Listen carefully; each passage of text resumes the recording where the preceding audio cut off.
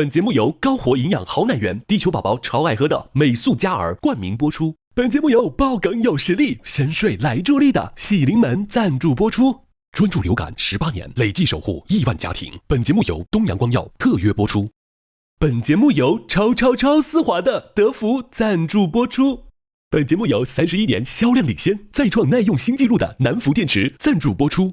本节目由高能守护笑字有光的高露洁赞助播出。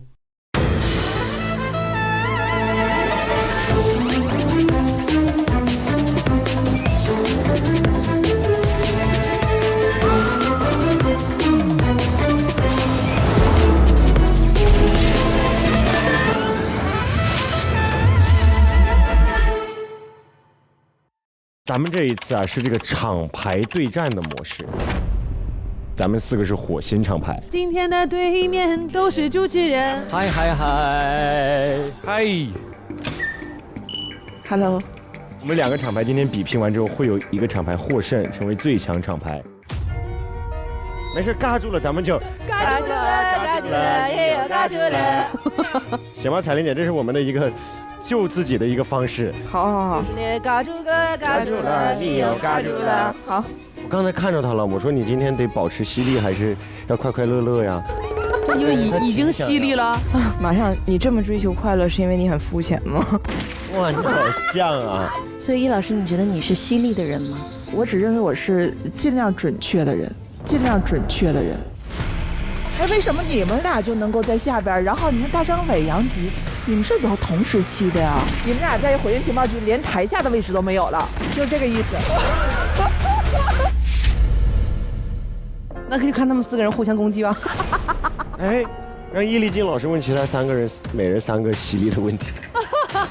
凭他们组的另外3个人，啥意思啊？让那个易老师去提问他们，对面的4个人，每一个人准备一个问题。可以，那我觉得可以。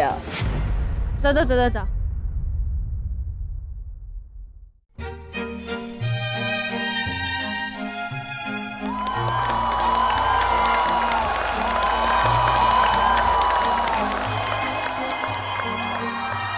有请火星情报局副局长登场。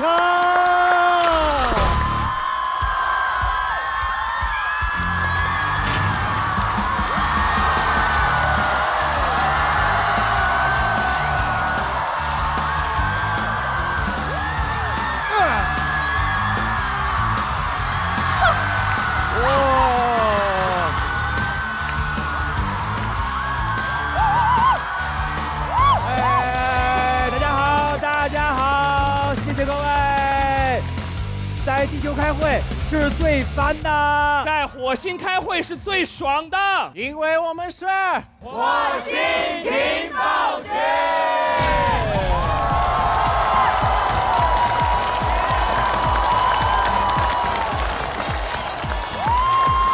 哇，有，易立竞老师来稍等。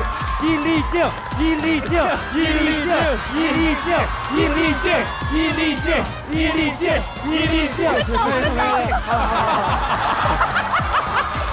谢谢大家啊！大家请坐啊！感谢地球的友好单位呢，优酷的大力支持，本季火星会议越开越热闹啦呀！本节目由高活营养好奶源、地球宝宝超爱喝的美素佳儿冠名播出。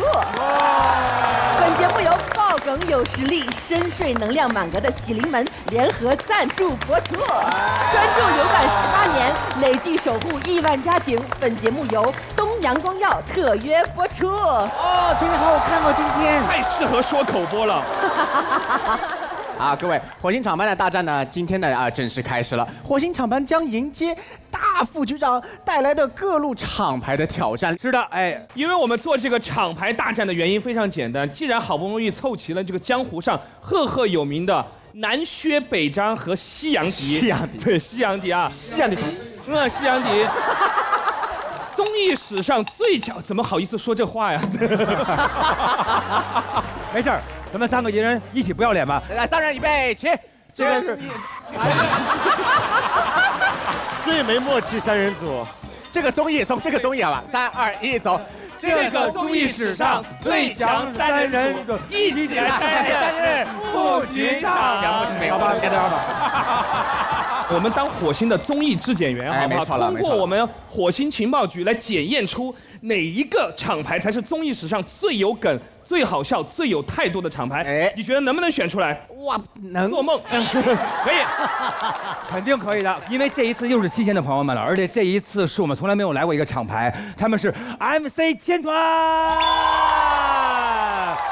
因为他们都是名嘴，大家知道吗？哇塞，10年胳膊20年腿，30年练一张嘴。跟你说，如果去了海南度假1个星期，皮肤没有黑，牙全黑了。为什么？就这么能说，就这么能说。尤其因为我们的魏霞哥，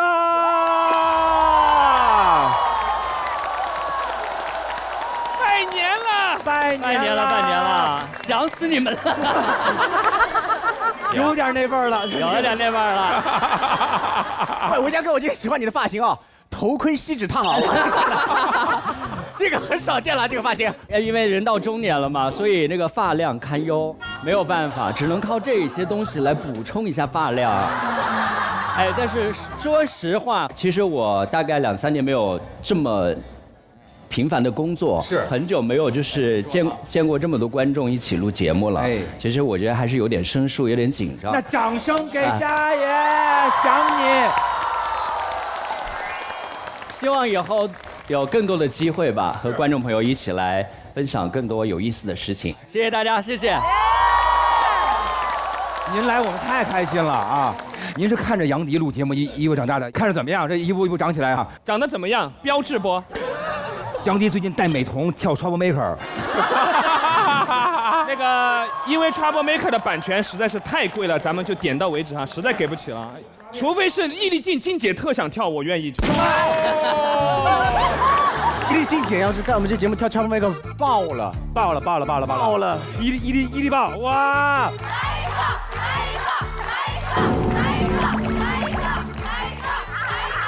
啥会儿？没事儿，他们给你找 trouble 去。我音乐已经来了，来领一下。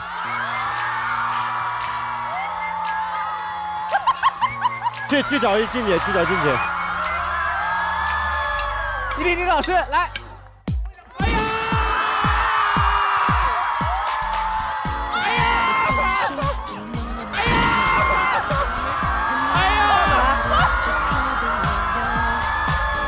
什么呀这是？吓人吗？几年不见就这样了。别怕，上。不会啊。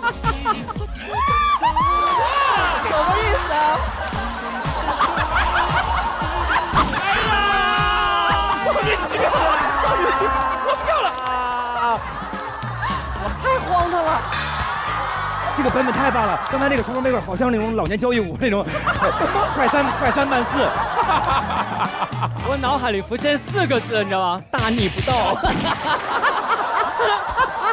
问题是我到现在都不知道发生了什么，你们到底是要我干嘛？没事，姐别怕，没事，就跟过年一样，是吧？就是那个表演个节目而已。因为杨迪明年马上要参加这个《披荆斩棘哥哥》。哎呀，别呀！所以这回就是要击杀我们的海獭呀！真正的皮哥在这里啊！特别开心来，因为最开始的时候就是跟着梦辰一起对火星的台本，然后每年对火星的女婿，今天我来了，然后我也希望大家可以开开心心的我们玩起来，好不好？梦辰有没有给你交代什么来录火星的话？昨天的我的 follow PD 是他，昨天晚上专门跟我一起对台本，他说交代我要好好说，好好说，你别给他搞砸了，是这意思吧？哎呀！好嘞，严肃点，易立竞老师，他来了，他来了，灯光怎么还有光啊？给个追光就够了，追光，易立竞老师，他来了，全场气压很低，现在掌声轻轻拍，不要吓着易立竞老师。有病啊！大家好，我是易立竞。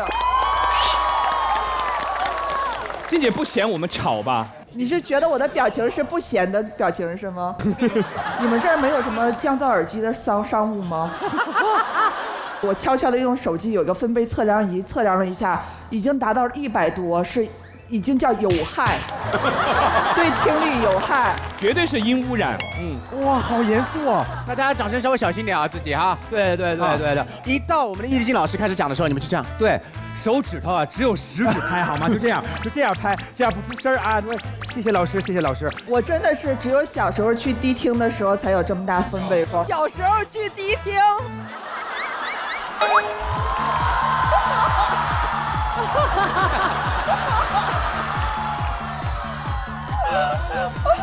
难忘今宵，难忘今宵。没有这样吧？我们吵到您了，对不起。继续。接下来这位就是我们的冯雪。大家好，我是冯雪，新人主持。实话实说，我是看着各位老师的节目长大的。你们节目小时候抱过我都。然后抱过你？对，就是所有。然后今天特别谁抱过你啊？对啊，谁抱过你？谁？怎么？小时候你们的啊，没事不重要。易立竞小时候去迪厅时候抱着你吗？没有，我说小时候老师们的节目都是抱着我长大的，你们也是吧？对吧？对，但是也是看易老师跳 Trouble Maker 也是头一次。对，但我本来很紧张，我看易老师边上，因为你刚出来的时候，易老师真的整个人已经崩溃了，就人已经走了有一会儿了，在那儿。人已经走，没礼貌。就是没有，对不起，易老师，对不起，就是已经就是魂离了，对，魂离了，觉得特别吵。但是我看易老师笑起来也很漂亮，是的。今天希望能够多看易老师的笑容，请各位前辈们多多指教。哎呀喂！因为对面是嘴强厂牌，开玩笑，个个都是名嘴，我们这边也是几乎全女的阵容啊。来，第一位，欢迎张延齐。延齐回来了 ，Hello， 大家好，我是张延齐。我作为上一季的这个超级火星的超级王牌特工，这么自夸吗？超级特工啊，就是被忘掉的那一批王牌特工，我又回来了，所以这次我准备强势回归。看到对面的嘴强厂牌，紧不紧张？对面的这几个 OG， 今天都要被我 NE。哎，张延齐，我们好像好几年没见了，是吧？张延齐，你现在有代表作了吗？哎呀！喂，什么？我在。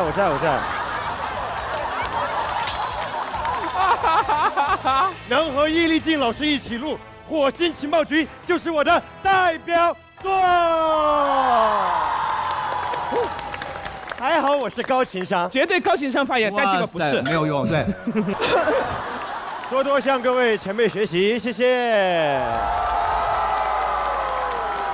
好的，来下一位我们的彩玲姐。大家好，我是彩玲。今天是我第5次来，我刚开始来的时候是坐那儿，然后每一集都会走1、2个人，然后我就往前挪。你说下一期万一给哪个局长挤走了，看上这儿了是吧？嗯，都是您的，直接挪这儿。你们好好表现啊，稳住自己的位置。行。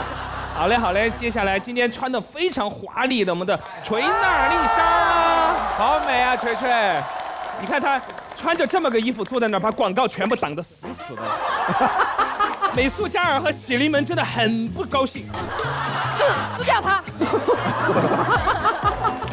大家好，我是火星之花锤娜丽莎。今天再次回到火星，希望可以带大家回到一个快乐老家。也来过嘛，上季了哈。对，那个时候体验感如何？卡的要死。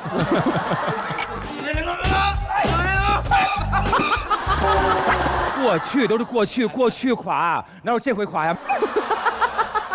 来，欢迎我们第一次来到火星的管乐。大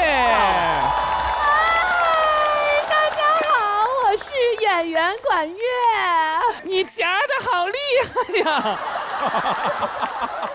我是喜庆的管小月，来到火星多大年，初来乍到的小演员，希望大家新年挣大钱。哎呀，对不起老师，我刚声音太大了 ，sorry。已经吵到了，没关系的。其实没关系，因为易老师分辨不清楚到底是谁吵到他。对，是全世界都在吵。对，易老师不管说什么，我天天都说道歉，给我道歉。快道歉吧，快道个歉吧。对，错了，然后继续。你不要被他们操控，做自己。好，不要被他们操控。好，又吵到了，又吵到了。好了，同学们，提案之前呢，我再强调一下我们的投票规则哈。在场的每位特工呢，都必须提一个我发现了，观众都有唯一的一票投给你认为本次会议最有梗、最好玩的特工，而厂牌的得分呢，就是该厂牌所有特工得分的总和，哪个分得的最高呢，就赢得了本期的厂牌大战的胜利。谁说的特别棒，我们就通过这个毽子给它位置越来越高。太棒了！哎呦，那为什么不直接取代你们的位置呢？你们的位置是最高的。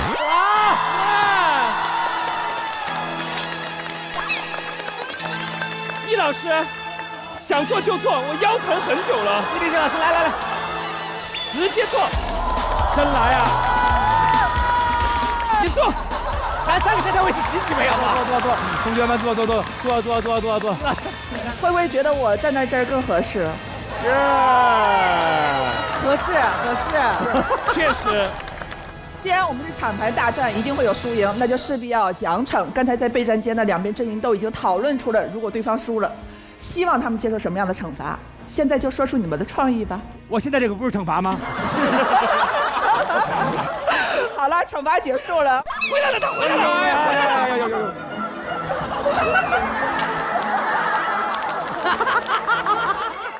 啊，太棒了，今天非常好看了。那同学们，我宣布，火星情报局第7季第5次会议正式开始。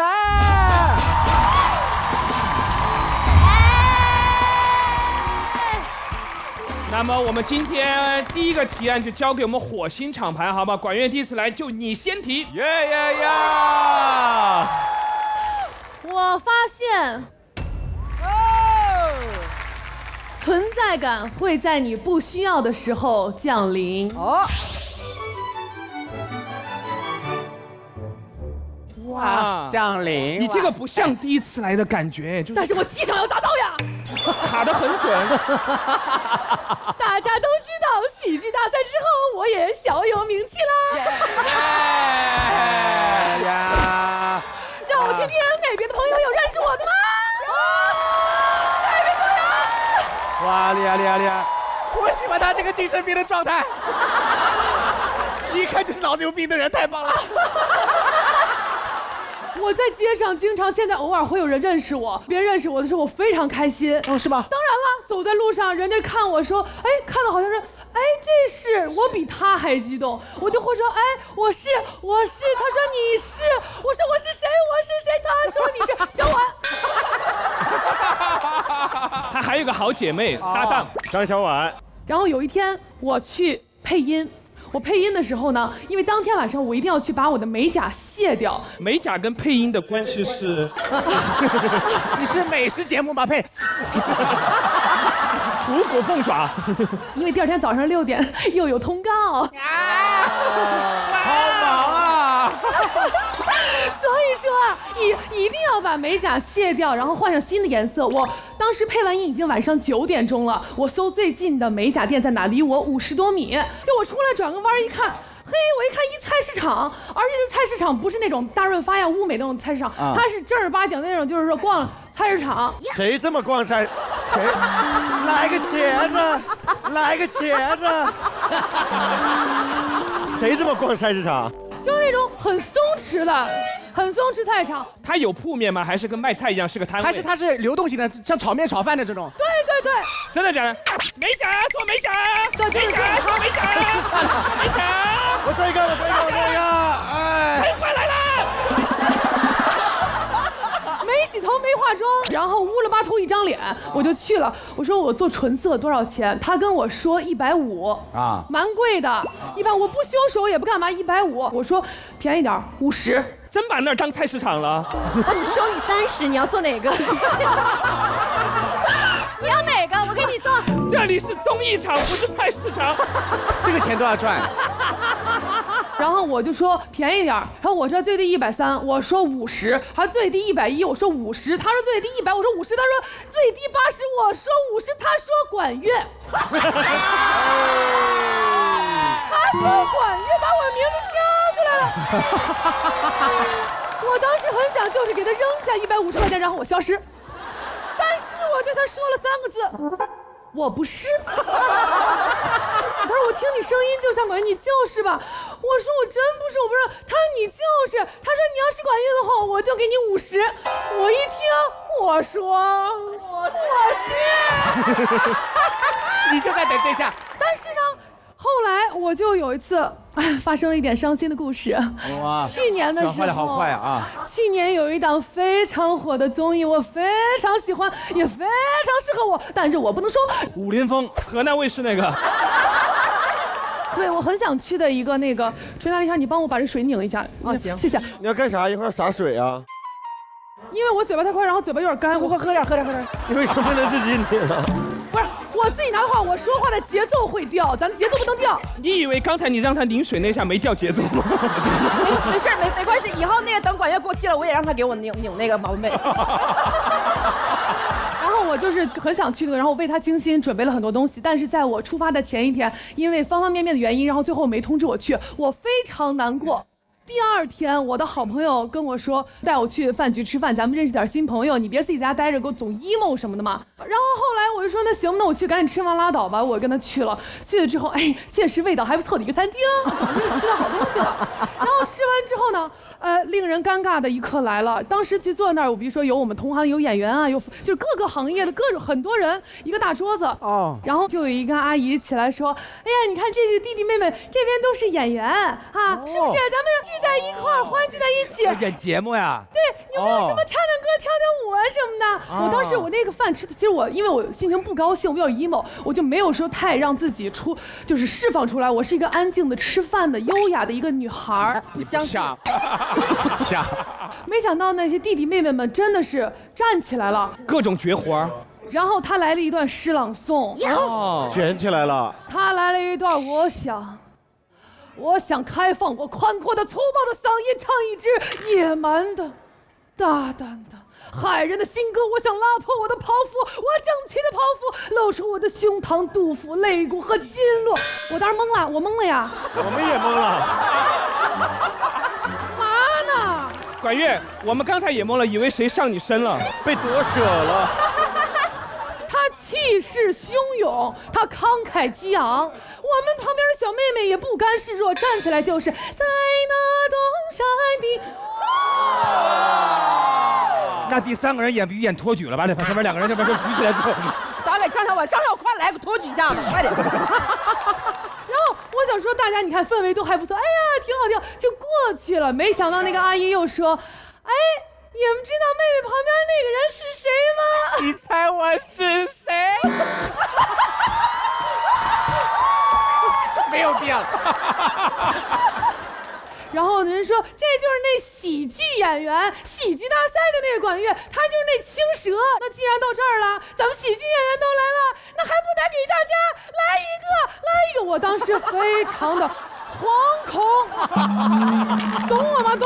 我很惶恐。我懂。这是什么局啊？天哪！在这场上，我当时很紧张，我就特别难受，因为气氛已经轰到那儿，他们都来一个，而且我作为一个喜剧演员，我知道此时此刻我该上班了，现在都等着我了。再翻一个，我怎么办呢？你有什么活儿？这个时候，我当时实在是没有办法了，我拿出我的手机，打开我的备忘录，我直接唱了一首。哎呀，叔叔阿姨，姐姐，哎，今天在这儿开心一场，祝大家天天快乐！哇，青城山下观晓月，共同举杯邀明月。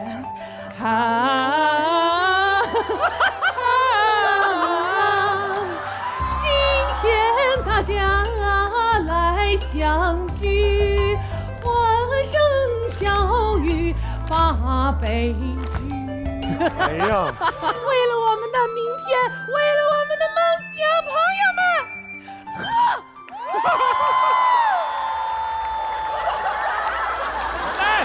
来，烟酒喝，杯都拿出来，所有的艺人，交杯，来，交大杯，来一杯敬朝阳，一杯敬过往，来，开心，这都啥呀？李静老师，来，好吓人呐！这叫啥？来。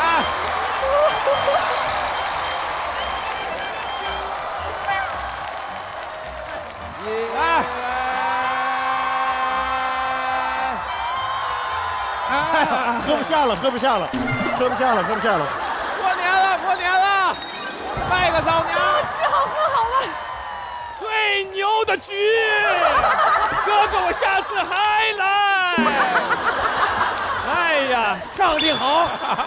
我碎了。其实那时候我并不想放光彩，但是当你嫁到那儿的时候，你的光彩你就得硬放。我想要硬放的。完了，大家热闹，气氛都很好。我往那儿一坐，我那个妹妹很可爱，她就跟我说：“啊，姐姐，天哪，你好厉害！没想到你出来吃饭还带着伴奏呢。”还有高手。就是这根本不是你的初衷，这明明是你就是难过伤心的地方，你也并不想在自己很落寞的时候得到大家这样一个关注。当时这个经历也让我挺有那个怎么说总结啊，感触。哎，总结，感触。他很有意思，他讲话的时候手永远没停过，对，忙多动症的，美甲50块钱做的美甲，你就好厉害，他生活中也是这样啊。是的，很吵。不知道为什么，仿佛我也参加了这个局。对，好累啊！哎，我特别好奇，我能打断一下吗？请讲。之前看你们节目的时候，我听说你们就是一个人讲故事能打断无数次，但我今天没想到会碎成这个样子，就打断的这么碎，恐怖吧？但我更好奇的是，管乐你怎么就能够这个劲儿一直没断？是他们说什么，你虽然在回应，但是其实你根本没听他们说什么，是吗？对，易老师，我跟你说，一会儿你起来说的时候，你不需要听他们说那么多，你就在自己的世界。他们说你就对是不是你有必要大哥，你是觉得他的耳背吗？你是觉得他的已经年长到耳背了吗？你发微信好了，算了。那这样吧，我先给他一个垫子啊！你垫子，我真的想给他一个垫子了，真的值得。开了一个很好的头。开门好，来，开门好。3点，过年了，来坐在上面，坐吧。哎，不好意思啊。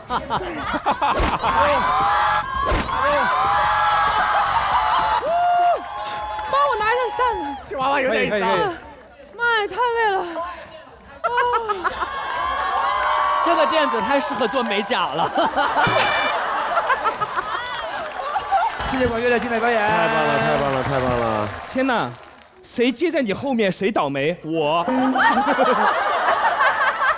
说实话，我也出道多年，确实认识我的人非常的多。一定要把人带成这样子。但是往往有的时候我在生活中呢，爱聊一些私密的话题哈。全是播不了的那种话题，所以我挑这个地方就比较麻烦。我呢，首先戴帽子、戴口罩、戴眼镜，基本上把自己藏得死死的。正好那天在杭州，我说我们去那个西湖上面聊。坐船，西湖上面聊，西湖上面可以坐那种游船嘛，然后呢，划船的大哥是那种60多岁，对吧？完全没问题。坐上去以后，一切都很好，哇，西湖的风开始吹着，刚出去已经离开岸了10米开外，杨迪，完了。整个游船的过程聊的话题非常健康啊，都是西湖实景的事儿。快看断桥残雪，快看三潭印月，哈哈哈哈。总而言之就是这种，我只要想聊点秘密啊，那个就会被发现，就非常尴尬。不知道大家有没有类似的事情？我有的时候去点一碗面或者吃碗面，但是其实我就是很低的，想安静一点的。但一旦你吃到一半以后，突然间该配合你走。可能只是歌单里的呢。你只要听到这个东西出来，你一定知道这个老板已经认识你了，赶紧。我还碰见过上菜卡点呢，就是到我这儿的时候，他放那个倍儿爽那个歌嘛，就这个 feel 一放倍儿爽。我有一一次去那个拳击馆打拳击。哦，你这个板子还打拳击？一个教练带2个学员，然后其中一个就是我。然后那次去打，前面都很正常，到那个实战环节，他说你来体验一下，我就发现不对，那个教练他只打我。什么意思啊？比如说，对我跟涛哥，对，比方说我们俩对，我们俩一起啊。今天教练你好，对，你是教练嘛？我们俩在一起。对，好，来，现在开始实战。等一下，等一下，海涛，不要这样，海涛老师，不要这样，教练，不要这样，海涛老师，把我给打窝火了，你知道吗？我说不要打了。教练，你是冯喜，我看过你的节目，一起打很难得打到电视里活的人呢。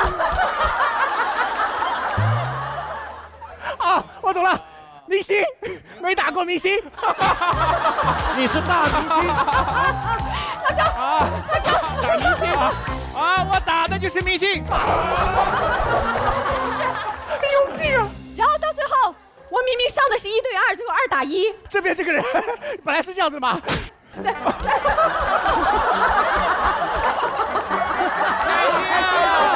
哇，又是开心的一天呀！最后那个拳击教练没有收我的钱呢，然后跟我说，如果你还有什么艺人朋友，欢迎你带过来，我不收你的钱，我按咖位收费，你看个大的，我给你钱。哦，怪不得当时还叫我们去，想让你去被打，没打过歌手。对，上一个是主持人打的，歌手出去找个演员过来。对，还没打过演员，还打过演员，该死的打一下，脱口秀的来一下，然后你们打到这儿，简单点，然后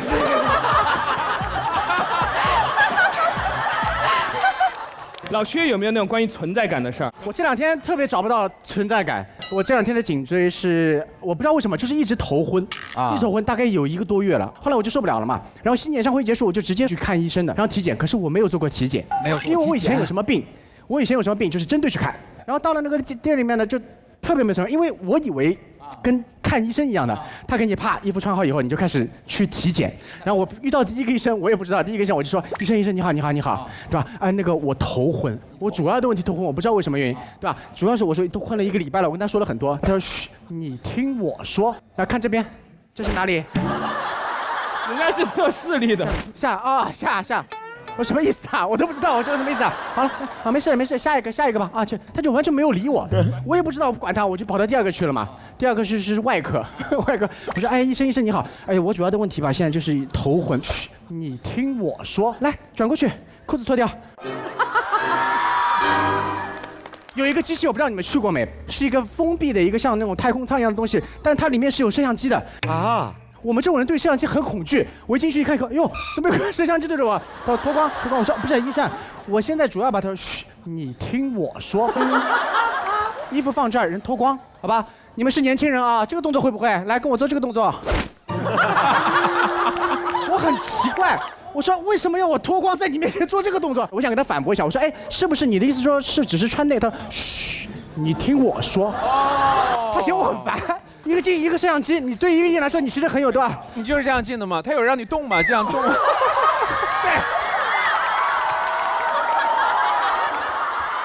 先拍我，我赶时头昏先拍，有病啊！他先叫你分开叉，对吧？然后他手一定要这样，然后他就跟别人去聊天了，就突然一个，你今天什么放学？咱们后院啊，还没弄好呢，我们开始聊了。然后那机器就对着我一直拍，后来我就忍不了了，我上面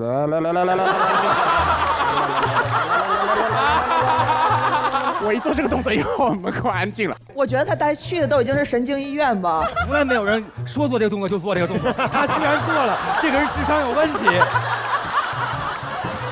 最后一个项目是一个机器，它给你全身通电，我就一放也不动。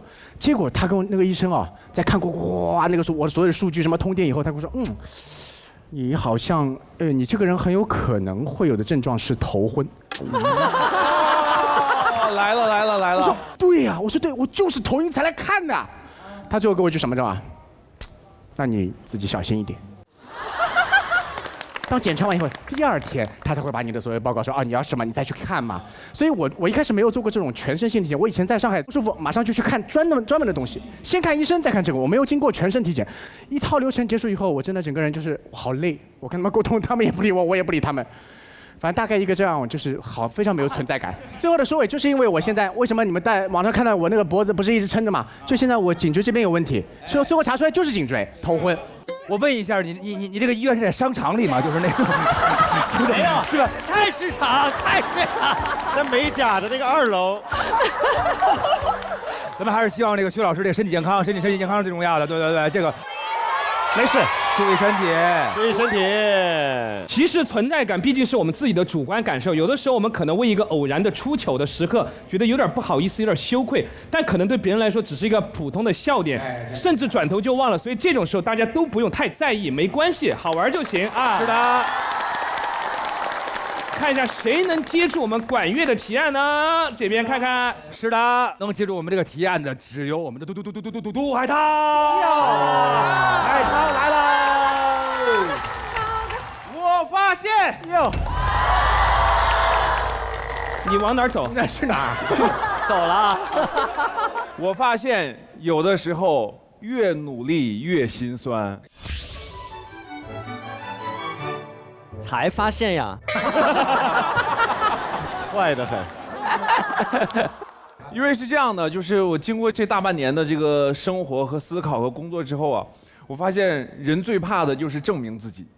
最怕证明自己啊！证明自己。对，就突然有一天说可以给你一片天地，让你去做一些事情的时候，我的那个心其实是心很盛的，但是其实对于自己的能力，然后具体适合做什么，其实还在一个模糊的这个认知的过程里面。然后，喝口水，波哥。前面虚这么多，是后面要说什么呀？大哥，哎，那个帮我拧口水。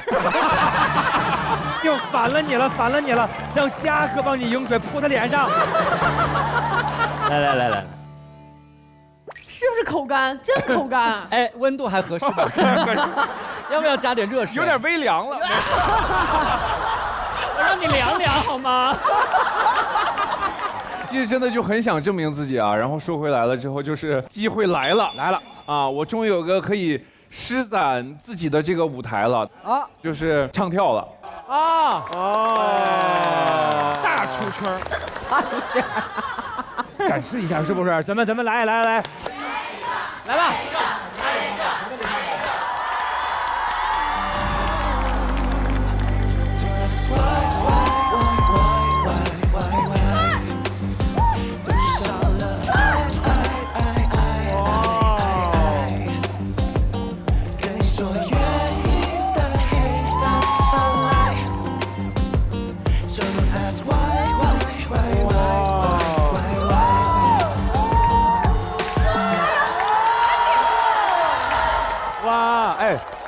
哎，我要说句公道话，其实这真的跳得很棒。我刚才恍然看，感觉有罗永浩在跳车。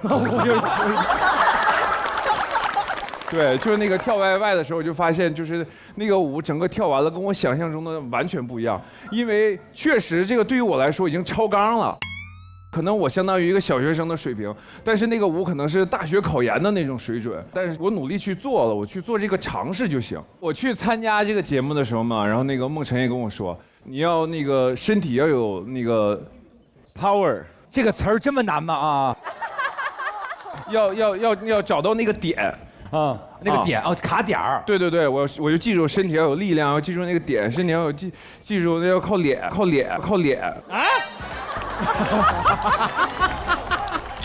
莫名其妙。然后跳舞的时候就为什么就歪。想象中是哪种感觉？本来几乎和王嘉尔差不多，不能差不多吧？就差一点儿。肩并肩。结果播出来了之后，发现全是我的镜头。我真的，我直接跟孟晨我说咱们可能是皇族。我觉得我认定了，我必须是一匹黑马。结果播出之后，马骂被黑怕了。万的语言，觉得对你来说太不表面。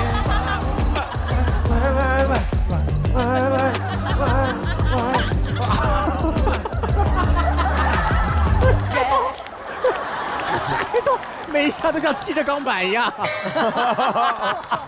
哇塞，哎，你刚才感觉跟体检一样。别再碰我啊！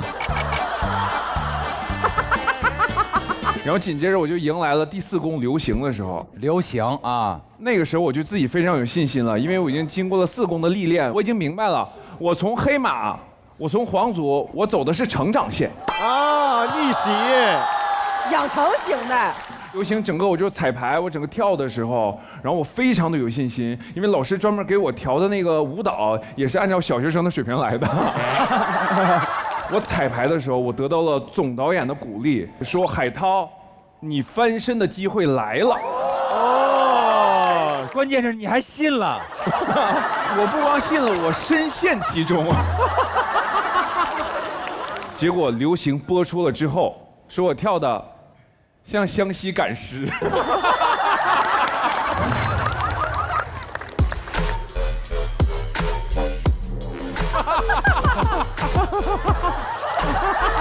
这就是你啊！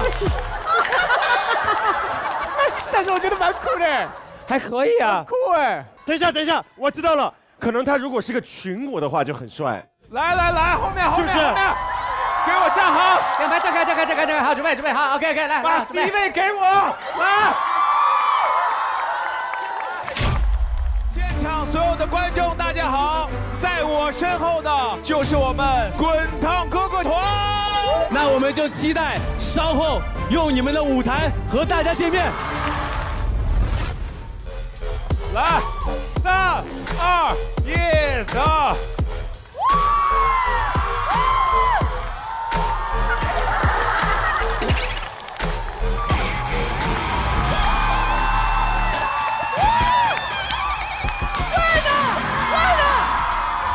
翻身了，涛哥！帅的，翻身了！我其实经历了这么多，就是我觉得那个已经迎来我的高光时刻了。就是刚才你们用就是5秒钟学会的那个动作，我排了2个星期。其实我刚刚看那个感觉是帅的，其实他是很适合你的。是这样，就开始的时候我觉得就挺帅的，但是就是当一个人说就是有点像赶尸的时候。我自己听，我说啊，真像啊，好心酸呐。说实话啊，我是很想把这件事情做好的，看得出来。然后有一天我去健身，然后看见嘉禾健身完出来，你那时候健身是什么样？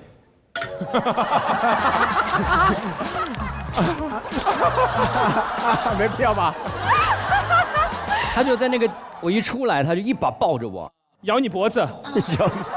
我就说，哎呀妈呀，湘西赶尸啊，没有。然后我们就说怎么的呢？他说，哎呦我不舒服。然后就是所有的人都，我已经开始怀疑我自己了啊。我说你现在才开始怀疑自己吗？哎呀，真是好哥哥。然后嘉禾说，你别缠着我呀，有本事你去找何老师啊。对，何老师说，谁说海涛差呀？这海涛可太棒了。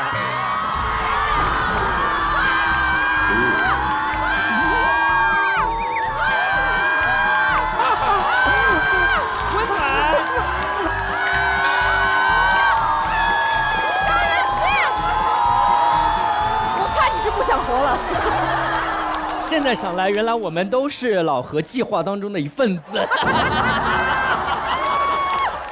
没有，何老师一定会鼓励我们所有人相信自己。但确实就是跟哥哥们聊完了之后，得到了一些鼓励。因为我之前真的很有一颗唱跳的心的，然后我真的就是参加节目前，我还幻想过，就之后就跑音乐节。对不起，我笑了。跟张大大一起跑。你当初，对，因为还是有这个梦想嘛，然后梦想成真了。什么时候啊？梦里啊？我有一天做梦啊，让我说完。我有一天做梦，然后梦醒了之后，然后我收到了一个朋友演唱会的邀约。谁这么疯？胆儿真大！大家来猜一猜，让我去当嘉宾，那这个歌手是张远。然后我得到了这个消息之后，我看着那个，因为毕竟是就是凌晨2点40这个消息，怕他喝多了发的。不是刚发完说能找我嘉宾嘛，然后结果就撤回，然后那个。对，然后真的，我当时看到这个消息啊，然后我就是又给梦辰打了个电话，我说这个事怎么办？你还怎么办？张远正在给团队打电话，应该怎么办？昨天喝多了，给朱海涛。然后那个梦辰说，去，证明自己的机会来了，又来了。然后你怎么一路都在证明？现在就是参加那个12月14号，就是明天后天合跳 YYY。哇，一切顺利。自己出了很多歌，没想到自己的成名曲是 YYY。我觉得这边有这么多有舞台经验的人，怎么样把这个秀弄得更好一点啊？那延琪教一个好不好？海涛哥，我必须告诉你，我们要学会用镜头来掩盖自己的短板。跳得不好不是我的问题，是镜头的问题啊！明白，懂吧？还有一个就是，只要你的动作够慢，你一首歌里面只需要跳3个动作就结束了。啊，多慢呀！那是帕金森呐，就是啊。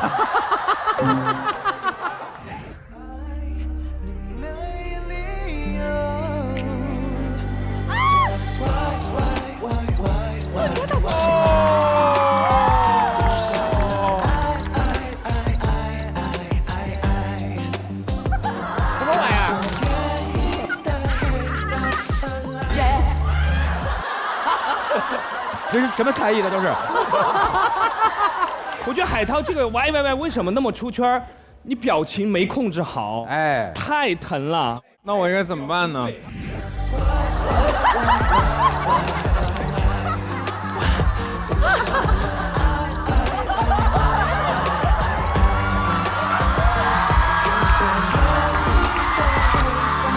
这个。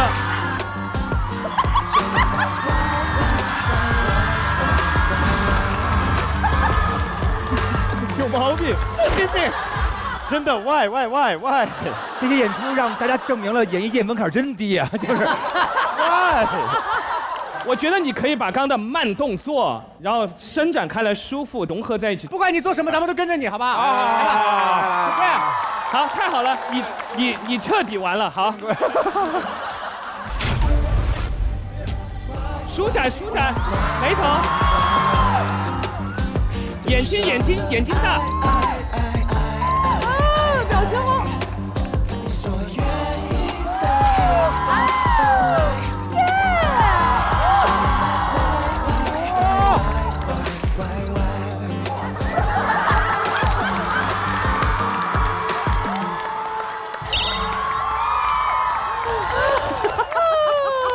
天哪，太逗了！喂，张远是吧？哦。要取消海涛的演出啊！哦，好嘞，我通知他啊。我就说我应该先去完再讲这段，我也担心呐。那毕竟是我未知的高光时刻。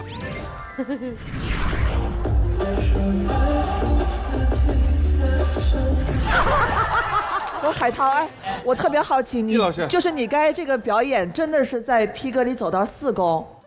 5公，哎，我觉得你一点都没有误会，你应该真的是皇族。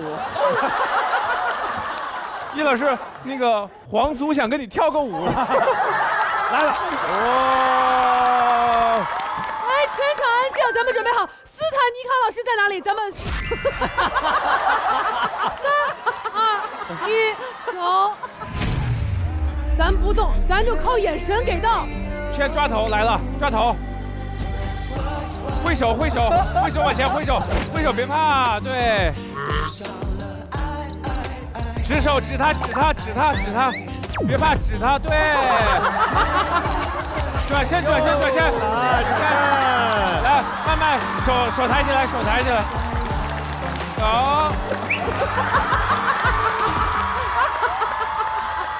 回来，易老师，我不跟他们玩。喂，张远是吧？哦，要易老师啦。哎呦喂！然后还是希望大家就是就是如果遇到一些就是不擅长的事情，然后一些自己未知的领域，然后大家还是可以勇敢的去尝试，因为不去尝试怎么知道自己不行呢？我虽然很挫败啊，但是还是很希望说，就是可能我只走到了这儿，但是大家都很棒。如果你可以看到更美的风景，那你的人生不就又开阔了吗？然后祝福大家都成功。是的，加油啊，海涛！真好。说到这个用力过猛，各位老师有没有这种相关的经验？有徐老师确实唱歌的时候，有时候动作肢体大。哎，我也会跟徐老师一块合唱一个歌，特别好玩的，因为我们唱那个歌意外，对吧？我特别激动。然后徐老师明知这唱是这样的嘛，我特别激动。然后我演出一般俩人合唱都要对下眼神，要副歌的时候，我这唱完之后一回头人没了，咱演。不爱走，不爱走，不爱走，不徐老师，我去了你的演唱会啊，你里面唱那首歌永远都会是那个 ending pose 啊，无数。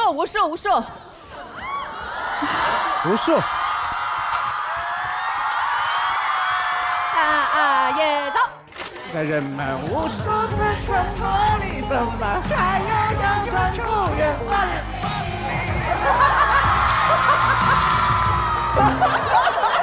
找到他头疼的原因了，甩的。其实我真的有这个习惯，但有几次蛮尴尬的。我刚刚吃完那个什么薄荷糖是绿色的，然后这个像中了毒一样。这还不尴尬，最尴尬的其实这个动作啊，在演唱的时候，因为我现在比较喜欢摇滚嘛，我会喜欢在台上这样做这种很奇怪的动作，也包括这种，对。但是啊，这个是要距离美的，就如果你在大概导演这个位置这样做是 OK 的啊。但有时候我不是下去在国外演唱会的时候喂鱼了嘛，啊，就距离很近，就这种距离我也没试过嘛。然后我距离就当我这么距离的时候，跟就来看演唱会的人的时候，我是这样子。其实做完以后自己很后悔，因为其实很尴尬的，太近了。然后被我那个朋友本来是那个人喜欢啊，他拿出那个医生给我体检看一下牙，啊，那个牙不好，换牙。好嘞啊。其实之前都做过一些用力过猛的事情，但是伊丽静老师，用力过猛这件事情在您看来存在吗？还是说对您一切都是刚刚好的？我的每一个问题都用力了，但没有过猛。都没有过猛，对，尺度刚刚好。对，都是死穴，每一个问题都送去湘西了。就是说，大家呢，其实工作起来呢，不要这个用力过猛，因为大家都希望特别努力。还有一种方法呢，我之前一直在用啊，先把自个儿说低一点，然后是很多事情先往谦虚上说，然后但是自个儿平时就是一直努力，给观众看到的都是惊喜。大家一定要知道，就是过度努力不是一种荣耀。有很多人老觉得过度努力是一种荣誉，它对于我们来说一点都不值得骄傲。我们应该对我们自己好一些，知道该怎么活更重要，好吗？谢谢各位。谢谢各位。好了。那接下来请出我们在这个火星厂牌做的最稳的张彩玲。彩玲姐，要。我发现有些离谱的人设居然是真的。大家有没有一样的质疑？就是有些艺人他的人设非常的夸张，非常的离谱，然后你就会想他怎么可能是真的？他们表现的我不信，直到我发现有些人设他不光是真的，他居然本人比那个还夸张啊！比如吴京老师。这是一个爆料吗？对，因为你们听到吴京这个名字，是不是第一个反应就正义凛然、硬汉？我就觉得他一定平时不是这样的。然后直到有一天晚上，谢楠就是想吃点饭喝2杯，我就去了，我就说吴京老师在吗？然后谢楠说啊，他进组了，我太开心了。然后我说为什么？他说你知道吗？这个点儿如果吴京在，他就在家已经练消防演习了啊。练什么消防演习啊？就突然之间，可能谢楠在家里面看电视看了一半，他突然拿个长楼梯，噔往楼下一戳就往下爬，是吧？对。谢楠说，前一段时间吴京接了一个代言，就是消防大使的代言，然后他就上头了，他回家就开始跟孩子去普及这个。谢楠说这还不是最夸张，谢楠说彩玲我烦死了，你知道吗？就昨天晚上，我好不容易领着孩子，我写完作业给他们哄睡觉，然后领着他们讲故事。孩子刚刚睡觉，吴京，着火了！着火了，着火了！孩子起来，然后吴京立正，立正，然后报数，火都烧起来了，1、2、3，就是烧到肩膀上面了。我们普通人着火演习应该马上湿毛巾捂着走。对呀，他们家里培训的是消防员是吧？整个家。吴京拿出绳子，然后还有梯子，就在家练。而且他要计时，看这俩孩子，就是比如今天从这绳子上滑下来，然后梯子上时间，明天你要比今天快。啊，每天还要记20几楼，这样啊？对，这到了没？啊呜，爸爸，啊呜，什么玩意儿啊？为什么？战狼嘛。我以为回家之后吴京，然后练完之后跟大家说，看见没有，这叫有惊无险。然后还会练那个用毛巾捂鼻子，就是毛巾多快速度浸满水，然后捂脸，然后就是捂得特别准。这还能捂歪呀？现在说以后咱俩孩子都改名，老大叫捂鼻子，老二叫捂嘴。就是以主打一个精神。然后吴京会问，就是如果房子着火了，就是你保证孩子就是最快的速度逃生，是你家长的首要责任吗？啊。现在说，我认为就是别让房子着火是家长的首要责任。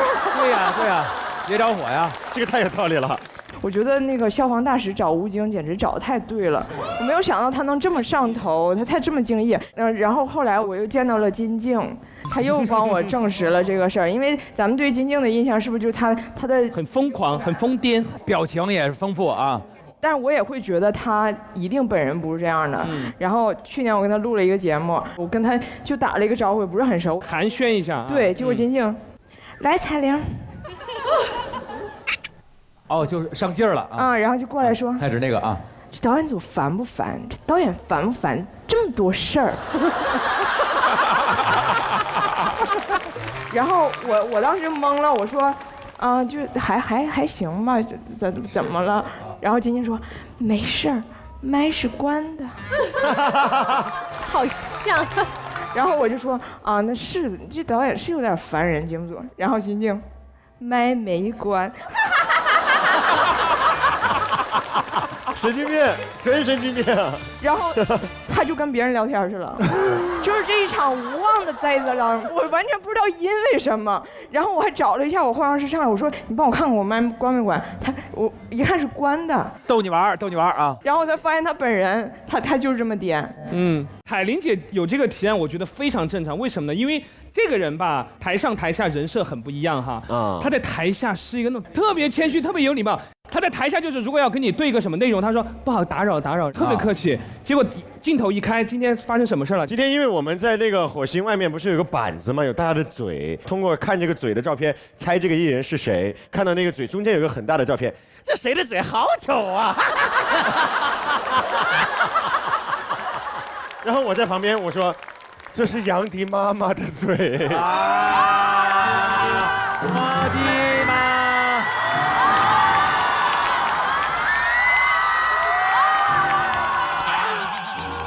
彩玲姐，第一个。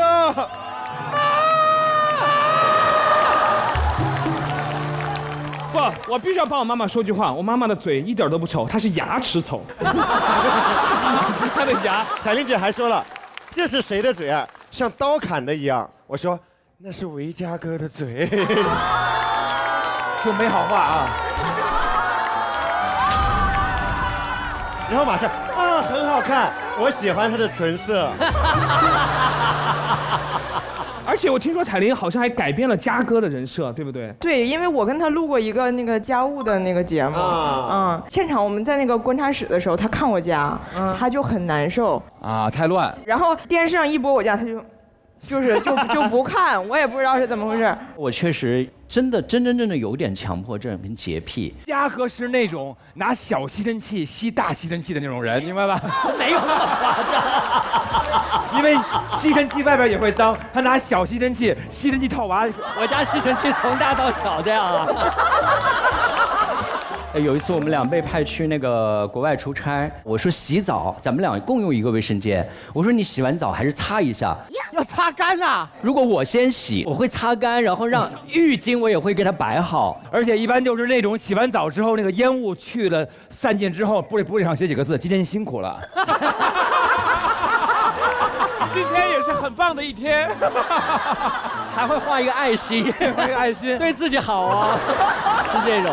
莫名其妙，自己打扫都不用人进来。后来我们学会了之后，每回开酒店的时候，就在门口直接睡了，连门都不进去，就敲个门，在门口，就电梯里睡着了。我身边人设高度统一的贾斌哥是吗？因为贾斌哥现在录节目的时候经常做饭什么的，大家觉得贾斌哥做饭很好吃，他真的爱做饭，爆炸爱做饭，非常喜欢。如果他不是干演员的话，他肯定是厨师。我不是跟贾斌哥合作小品嘛，我们就要去他北京的工作室里面，就对面对台本啊什么在那聊，只要一到饭点儿，贾斌哥就不见了。做炸酱面去了。后来第二天我要赶飞机走嘛，走之前贾斌哥直接送我他做的那个酸菜包子，而且你见过谁的工作室里面有打包盒？拿去机场路上吃，你和你同事一人4个酸菜包子，太香了。哇，好想认识贾斌哥啊！那一刻你真的不觉得你在北京，就绝对在东北。东北啊！哎，说到人设哈。其实薛老师的人设台上台下都差不多，我跟你哥玩过桌游，我也跟薛老师玩过桌游，那你们2个有没有一起玩过桌游？没跟他玩过桌游啊，对，好，我跟你说，你不要跟他玩桌游，是不是？哦，没有人能够在薛之谦的桌游局里赢过他本人。什么意思啊？他玩桌游，我们有一次玩大富翁，你还记不记得？记得。玩大富翁，然后呢就要买地嘛，然后大富翁本来是有一个很厚的说明书的，但是它前面会有2个字叫做指导说明书。今天看，那不要这个，然后就开始。我的来啊，先到上海要买的呀，我的家乡上海没有钱也要买的呀。哇，霸总了。好，我接他了，我一会儿还给你。然后下一期到重庆了，我没钱了，我说薛老师你还给我一点。哎，这次不能还了，我这次不可以还了。我说你刚刚说，上次我讲的，上次我可以还的。薛之谦在玩桌游的时候口音这么重啊？这个可以啊，这个可以的。然后我觉得呢，一个人他的人品是什么样子，其实是需要时间来检验的，对不对？你刚刚听到说人品很差，要时间来检验一下你的人品。薛老师的人品是经得起时间检验的，莫名其妙。所以呢，不光是人，其实品牌也是这样的啊。就像东阳光耀18年来专注流感领域，守护着亿万家庭，为大家健康生活的美好愿景不断努力。东阳光耀为健康而生，让健康发生，用行动诠释担当。哇，你看名嘴就是这么的条理清晰。聊个广告这还挂上我硬挂，硬 Q 好。所谓的人设其实跟本人一定是重合度很高的。然后我就想跟所有观众也说，你们其实也有这个人设在，因为你可能就是你周围的人，你社会的环境希望你成为一个什么样的人，可能都有这个压力。但实际上，就做自己这个事儿，它不是一个鸡汤。越老你越发现你根本做不了别人，你只能做自己。你做别人会很难受，你就是接纳你自己就行。好的，那么接下来我们锤娜丽莎来你的提案。我发现，人在无语的时候是会笑一下的，是会笑一下。因为我最近呢，这个也是有新的情况。哇，什么？我明白了，搬家了。对，我认识了我现在最好的朋友，一位男生。对，对。哦，知道哪位了？知道了。对。我要跟大家分享的是，我是如何跟李川老师相遇的。对。我们是经人介绍认识的。是。然后这个人叫金梦佳。金梦佳呀啊。那天金梦佳跟我说。哎，锤锤，你要不晚上跟我们去吃烤鸭吧？我心想是烤鸭，谁也没吃过，来北京这么长时间。去了之后呢，一个大圆桌上里面有一些零散的朋友我一进门看到一位男士，我就是长得非常漂亮，很帅，然后我就坐下之后呢，金梦佳就开始牵线了。金梦佳挨个问，哎，锤锤，你是不是单身啊？我说是啊。你单身多少年了？我说7、8年了吧。他说，哎，因为我不出门，7、8年了吧。哦，这么久，那想不想谈谈恋爱呀？我说你少说一点。我说随缘嘛，我说随缘嘛。然后接下来问到李川了，哎，李川哥，你是不是也单身啊？你单身多长时间了？他说2、3年了吧。那你想不想谈恋爱？他说想啊，想找一个。哎，你喜欢什么样的女孩啊？他说我喜欢那种就是喜欢笑的，希望这个女孩能 get 到她的幽默才华。这种要求真的很苛刻。我当时特别想回他一句，我说你莫向外求。而且他一直在那个桌上就是讲一些冷笑话。然后那天晚上我 P 了3个小时图，愣是没敢笑。哎呀，生怕别人觉得咱有啥想法，对，很羞耻。我不想表现的好像我很我看上你了，我不想这种感觉。傻姑娘。对，然后那天他就特别诧异，说怎么有个女的可以 P 照片 P3个小时，我倒要看看 P 成什么样。对，我们就加了微信，然后呢，金梦家当时可能在学架子鼓，我们家就住隔壁。李川说，哎，正好我也在学架子鼓，驱车1个多小时啊，过来一起打架子鼓。过来之后呢，金梦家就是一直在他的家里面，让他先到我家来等。我也不知道在等什么，可能在给咱俩再制造一些空间和机会吧。两个人都很尴尬，不知道该说什么。然后那天呢，刚好是冬天，那一天呢，就是外面正好在下雨，我觉得屋里有点冷，我想去关窗户。然后就在我去伸手关窗户那一瞬间，没有动作，没有动作，来，没有动作，来，瞬间，然后他突然开口说：“哇，这一周是今年冬天下的第一场雨，那我们把这一天就叫做周冬雨吧。”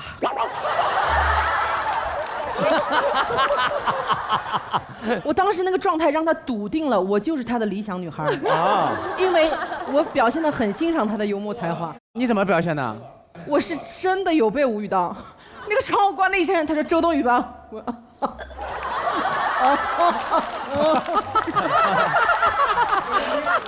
给他爽到了。然后，哎呀，我就很莫名其妙，但是呢，当时我对他还是有一些好感的。为什么呢？因为金梦家当时给我介绍他的时候，给我放了一段他在夕阳西下拿着吉他唱歌的视频。他说：“哎，你看你那个身高、样貌什么的，都符合啊。你看这个完美，这个全了，这齐了。音乐才子，夕阳西下怎么样？是不是很帅？”我说：“哇，可以，可以。”谁踩着你了我？莫名其妙。很无语的是什么？因为我们在一起的时间，是我生日的前一天啊，然后第2天正好是我的生日。我在楼上洗漱，洗漱完下来之后，我看到他爸把吉他梳了个油头，坐在我们家那客厅中间。Oh my god！ 哇，很浪漫哦。别高兴得太早。他拿了一把吉他，哒哒哒哒哒，不知道弹了一个什么和弦。哒啦啦。他越弹我越觉得不对劲，为什么还不唱？哦，原来是手跟不上嘴，嘴也跟不上手。就是说唱的时候弹不了。弹的时候唱不了啊，手嘴分离的人，有这样的人，明白有这样的人。哦，我要开始欣赏了，开始欣赏了，哒哒哒，我叫李川，哒啦啦啦啦，给我你的喜欢，哒啦啦，给我一块砖呢，给我一块板砖。然后我当时内心特别的复杂啊。因为我一时分不清他到底是在搞笑还是展示他的幽默才华，明白了，还是真的就是唱歌好难听。然后我当时想笑又不敢笑，我就说哇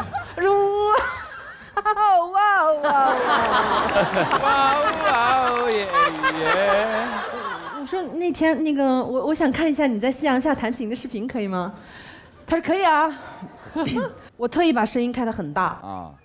结果那个视频里发出来的声音是，噔噔噔噔噔噔噔噔，想看你。有病！李晨，这个节目播完，他变傻子了。哎呦我的天哪！大家都知道他是一个五音不全的人啊。But 那一天金梦家给我看的视频没开声音。哦，等于他勾引你先看一段没有声音的画面。对，勾引。平时他是属于那种很踏实本分的男生，是，就是在家里打扫卫生、做饭、那个洗衣服，他都干。对，但是他在台上的人设是那种霸总人设，女人就这种东西。跟妈妈也这样吗？女人来。台下有过之而无不及。哦。然后呢，在饭桌上就和我们家大家的共同好友一起在聊一些什么关于 MBTI 的话题。他突然默默地发出了一个声音，他说：“宝贝。”哦，气泡音。你的 MBTI 是 SEXY。哇 ，sexy。我当时房间还是那个味，又给他爽到了。他有病啊！虽然恶心，但是他是在夸你哎。而且你回忆起来还自个儿偷着笑，是不是会有那种？对，我说实话，我还是挺开心的。那肯定啊。对，我是一个不太会懂得如何跟男生相处的人，但是他的出现呢，会让我觉得，哦，不是所有的男生都是那么普信和讨厌的。对，对，就让我相信这个世界上，人都是有好有坏的。那是肯定的。对，我不敢说未来会发生什么样的事情，起码当下我很感谢有这样的朋友的存在，我很开心。Yes。然后，所以人在无语的时候会笑一下，但是一直无语，就可以一直笑。磕到了啊！哎，锤锤本身幽默感特别强嘛，就是很难被人逗，平时生活中也逗笑这种。是的，像我跟大老师搞笑的初衷就是因为别人快乐，我也会快乐。嗯，大部分的喜剧人燃烧自己，照亮别人，他不是，他是燃烧观众，爽了自己。所以呢，每个人的生活里都会有一些无语的瞬间，像我这样一直无语的人，对笑这件事情也格外的有经验。我们不但要笑，还要自信开怀的笑，所以拥有一支高露洁抗牙结石牙膏实在是太重要了。独家专利净购配方，3倍抑制牙结石再生，用了它，感受牙齿时刻洁净丝滑，露出自信笑容，每天笑一笑，快乐就来到。他这无语的事儿还会让人笑出来。我一听到这个提案的时候，我马上想到有一个朋友给我讲过他遇到的那个无语的事儿，但名字不能讲，我就只能代入一下了。比如说，就说我跟嘉哥我们俩哈一起去参加一个活动，最后结束的时候，主办方就送了我跟嘉哥一人一瓶很昂贵的8+1啊，很昂贵的8+1。然后就哎呀，2位老师把你们8+1放在后备箱了，让司机送我跟嘉哥回去。我们就坐车，一个急转弯，很明显的听到后面有一瓶8+1，砰就碎掉了。我跟嘉哥就坐在车上，就听到一个隧道，应该怎么办呢？这个时候嘉哥就对着我说：“小子，你那瓶碎了。”那个朋友说：“我这辈子没遇到过这么无语，凭什么是我的那瓶？”什么时候分的？是不是？我想知道是谁。哎，你不说他是谁，大家认为是我。哦，对了，嘉哥，我不允许，嘉哥不是这样的，我不允许。好，这是我人生唯一讲的一个假故事，我编的好。那么接下来呢？得嘞，感谢咱们锤锤。好，谢谢。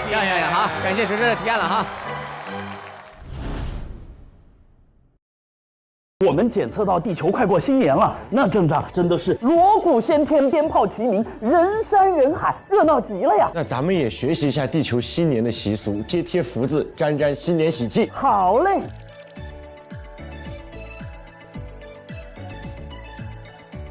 且慢，这里不用贴。这里为啥不用贴？因为这是我的喜运搭子喜临门床垫。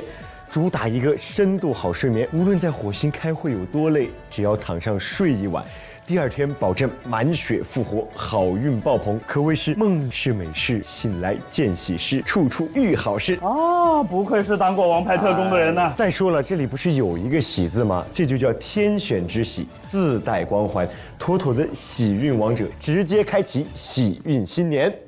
本节目由高活营养好奶源地球宝宝超爱喝的美素佳儿冠名播出。本节目由爆梗有实力、深睡能量满格的喜临门赞助播出。专注流感18年，累计守护亿万家庭。本节目由东阳光药特约播出。本节目由超丝滑的德芙赞助播出。本节目由高能守护笑字有光的高露洁赞助播出。那么下面是我们所有的朋友们都翘首以盼的，就是我们的韦嘉哥，嘉哥。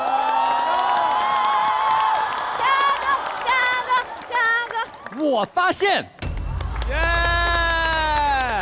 台下越慌乱，台上越精彩。经历的这件事情呢，其实海涛也在，大老师也在。那一次是大概10几年前华仔参加，刘德华参加的一次华仔，对，我们的跨年。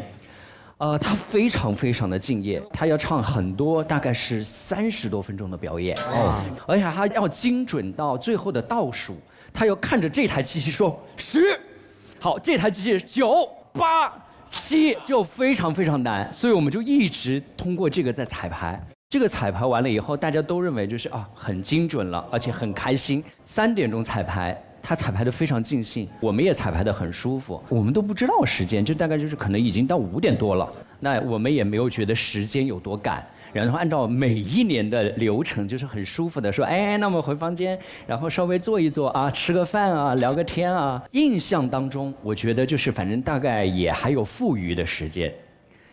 突然何老师看了一下手表。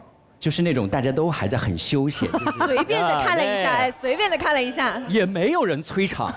何老师说7点28了，朋友们，哇，跑啊！因为7点半的直播，那是要就是非常非常严格的按照那个要求的。是，好，突然听到外面大声的喊：“主持人上场！”就像在体育场跑步一样。就是休息室跟我们上场的那个地方非常远，完了，80公里，80公里。然后我们就说什么？好，我就记得那个就是女生就是还什么，就是那种口红赶紧补一下，就开始披着衣服，因为大家都是那种大礼服，礼服，穿着高跟鞋就马上跟着跑。我们几乎就是我海涛，我们几个人就是搀着，对，等于是就这样搀着你们，小心小心，别着急别着急。对，就开始奔跑，踩着了，慢点。那根本跑不动的。今天的每个互动都有伊丽静进哇，伊丽老师主动演出啊。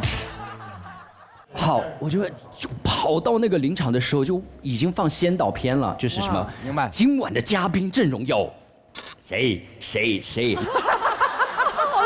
对，谁？华仔陪你一起跨年。华仔，哇，就 Q 那个开场音乐了。那个舞台已经开始升了，我们还在那里往那跑。你知道那种有一种梦魇吗？就是噩梦，就是你明明知道就在前面，就是跑不到的感觉。哇，好凄凉。对，好凄凉，就真的是兵荒马乱的往上爬啊。然后就已经开始升了，那大家还要小心，别酿成舞台事故吧。夹着了，对，可怕了。哎呦妈呀，是一个电影吧？没有，因为还是很缓慢，就我们大概就是互相搀扶着。哇塞，好就上去了，大家站好位，站好位。又来了。对，站好位，然后互相，因为我们通常上场前刚才还在那吃饭呢，盒饭，没有时间检查，没有时间检查自己嘴巴上有没有辣椒籽儿啊。好，然后就这样，我是就蹲着升起来的时候，大家就开始互相看一眼，说怎么样？伊丽静老师也不知道为什么，已经开始演了。但是此时此刻的我们特别胸有成竹，是因为我们把所有的东西都排好了，升上去的时候，我们马上就到了那个就是和大家互动、一起跨年的那个状态，然后就升着说，大家晚上好，你们开吗？就那种，所以后来他们导演在回看那个片段的时候，说我们根本没有觉得你们在升起的那一刻是这么就是前一秒看不到你们头的时候，你们还在检查嘴巴里面有辣椒籽啊什么的这种。因此那一年的华仔那么敬业的跟大家彩排，然后也赢得了就是最佳跨年的一个片段的支持。哇，真好。好，大大家也讲一讲嘛，那种台下的精彩故事有没有？哦，台下的事儿太多了，有各种各样的。我演出的时候一块唱洗刷刷，然后女生在那儿，酒吧里头这么，她头发特别长，然后我说跟我一起互动，洗刷刷，洗刷刷，洗刷刷，然后她就后面开始冒烟儿。我说台上有干冰的吗？台下也有干冰啊。她那个头发特别长啊，夜店那些蜡烛头发着了。天哪！我说你的头发，她说我着了，洗刷刷，我说着了，就听不见，然后那倍儿着急，各种以前演出的就是这种事儿碰见很多。哇，哎呀，这时候张兰肯定要是来了，战狼。打开收音机，打开收音机，真麻烦。人家说的战狼不是张强，你耳朵也太尖了。说的战狼吴京老师灭火，你为什么是张强姐？他站起来，打开收音机，莫名其妙。我不相信，你已经出现幻听了，是不是？打开消防栓，打开消防栓呀！打开消防栓。人在无语的时候真的会笑。那个我上大学的时候，就是每一届的那个学长学姐会给下一届来的新生举办那个迎新晚会啊。然后呢，当时呢，我本来应该是一个节目里边的主舞加主唱，然后有一个女生呢，就是给我使绊子。趁我生病的时候，跟老师说老师那个季佳禾身体不舒服，他想让我跟你转达一下，可能这一次的晚会他参加不了了，让我帮他顶替一下啊。因为我这个人有一个特殊体质，就是从小到大只要欺负过我的人，一定不会有个好下场啊！哎呦喂！然后到了台上之后，不可思议的事情发生了。因为他那个动作是这样，他是那种长柄的带弯钩的雨伞啊，他在中间唱。然后呢，别人给他伴舞，他手上是没有雨伞的。然后第一句是我的心砰砰跳，第二到我的时候，等，当的时候够了我。真的假的？那个就是勾半天没取下来。那得多大腿呀，直接雨伞瓣进去了。我只是我说哎呀。然后我几个姐妹坐在台下，而且它里面有句歌词叫“话说到嘴边怎么会转弯？”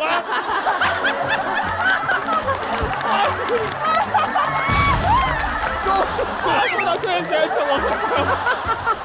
全赶上了。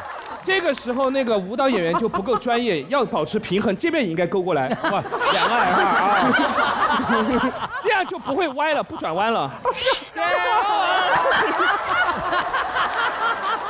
黄子的那个刷到没？黄子弘凡，他在那个音乐节，然后走到这边，突然喷干冰，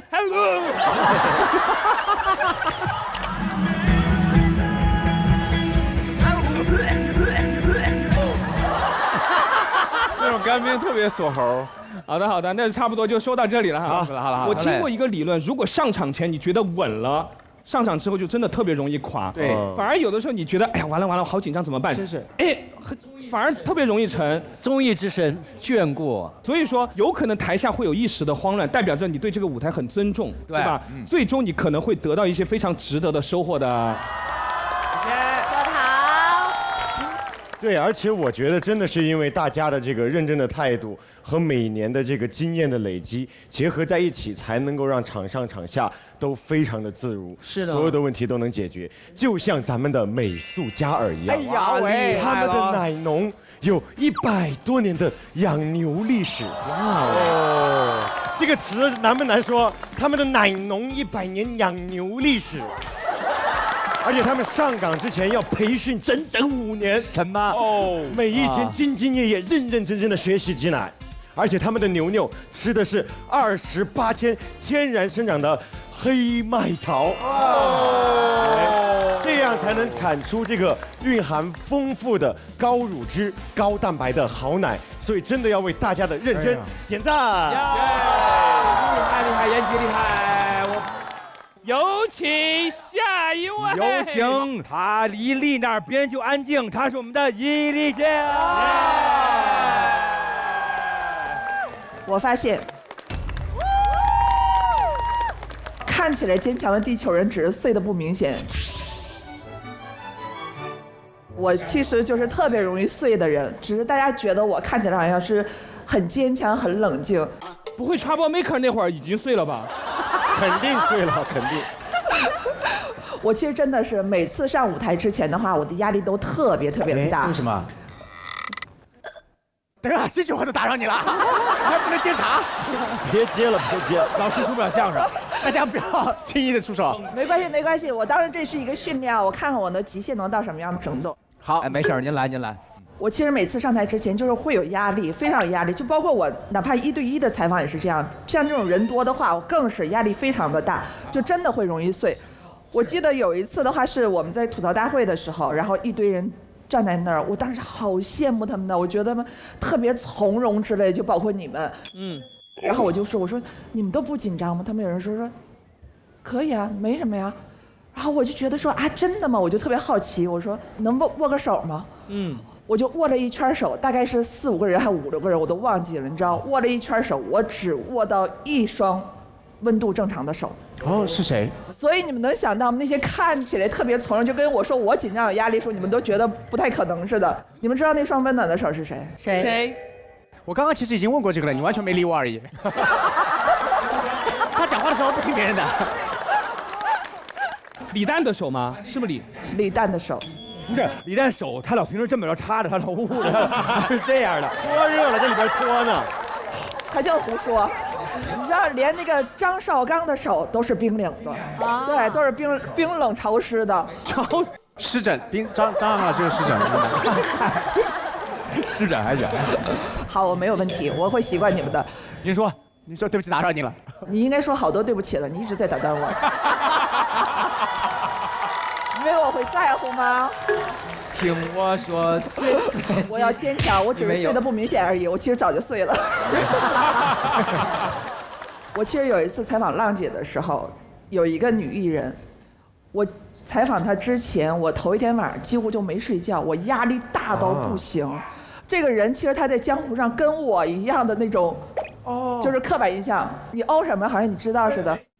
哦都不行啊。好像只针对了你，其他人都在问问题。我已经简化到，哎呦什么？为什么？我都简化到，不是，伊丽老师是完全不能呼吸的。对不起。憋住啊！需要我们猜猜是谁吗？还是你会说？不需要你猜，我也不会说。不需要我们不能呼吸。然后到那天第2天现场要录制的时候，我刚进棚里。我进棚里的时候，他要进来的时候，我就去迎他嘛。我当时压力大极了，然后结果没想到他怯怯地走进来，他也紧张，小心翼翼的。他说：“我压力特别大。”他们说你特别厉害。我说会有这样的说法？我说你压力特别大。他说哦。我说那我们握个手吧。我想试试他的手什么样。结果，行。他的手真的冰冷的，在那儿我就开始一下放松下来了。你们觉得这个艺人会是谁？这个开始猜，来。最后还是要猜啊？不需要你猜，我也不会说。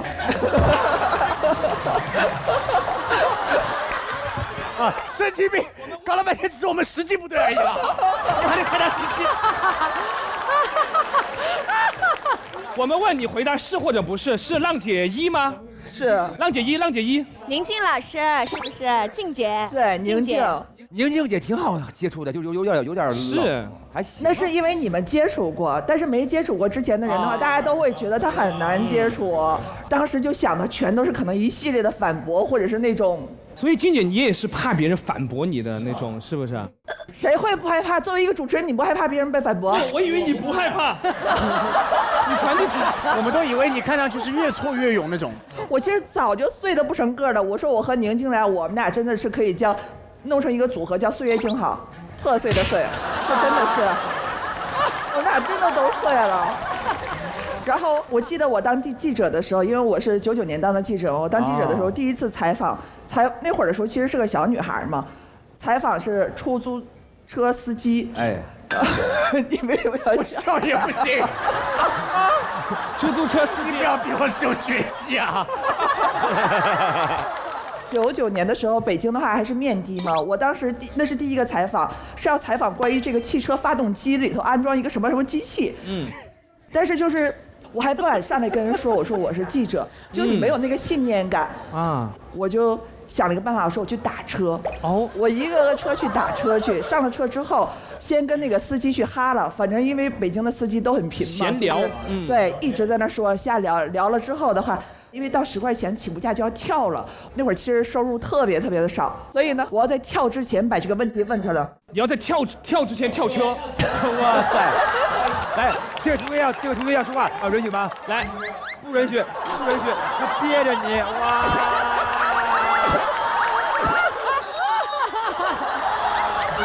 闭嘴！哎，谁啊？莫名其妙，他们俩都可以接，就我不接，专憋你。我刚好几个想接，专门憋你，学之憋。发动机的时候我就想接了。好，你现在接发动机，看好不好笑？我不行了，现在肯定不好笑了。啊，你采访发动机，你是躲在那个出租车的底盘下面，这个车要开了。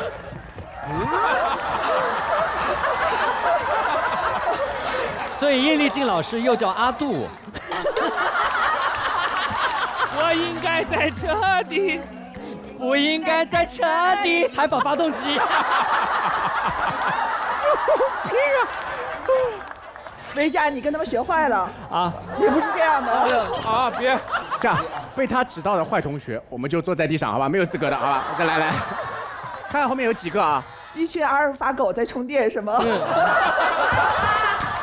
你在说什么？来，您接着说。然后跟他们聊了，大概是这样打了10辆车，就是100块钱，对于当时的我来说是个巨款。后来我就跟司机说这个事情，司机就说你别这么弄啊，你这得花多少钱呢？说我告诉你一个方法吧，你去到有一个地方，就是司机们就中午会休息的地方，说大概有半个小时左右，说你到那儿去，集中去跟他们问哪儿好多发动机啊。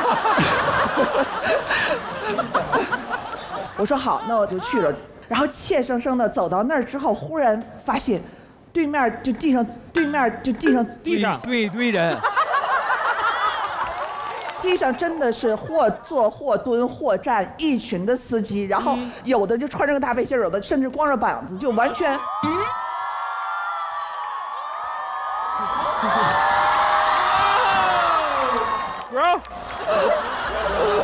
不知道女生会不会有那样的感觉，就是当我们要走过一条路的时候，前面如果有一排男生在那坐着的话，你是不知道该迈哪条腿的，会害怕，觉得不知道该怎么办，就想跑过去。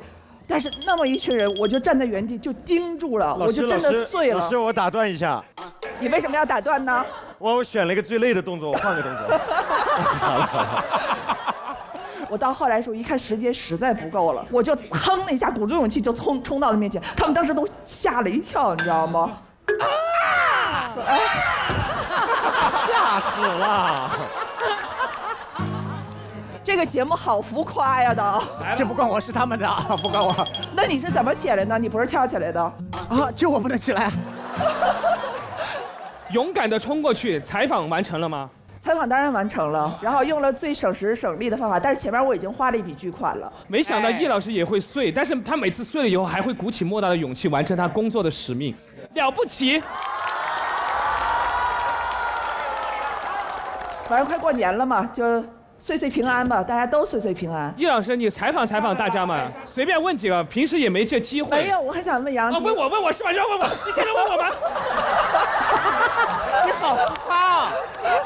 刚刚我让你问他们，你偏偏问我。好，你问。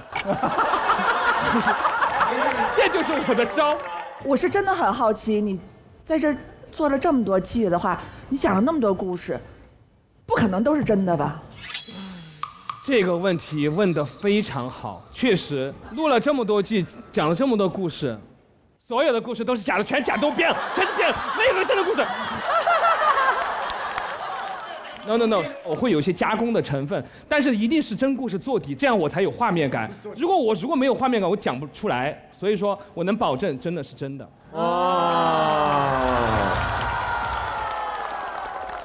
哎，我就是薛之谦昨天，你不要害怕。要干嘛？哎，我听你昨天嘿，吓死我了！我这好自为之。那你来吧。没有，我只是很好奇。我听说昨天录制的时候你没来是吗？啊，是的。但我听他们说好像是录制氛围一点都没有影响，然后还非常的热闹。哇！所以我在想说，你觉得你对这个节目的价值是什么呢？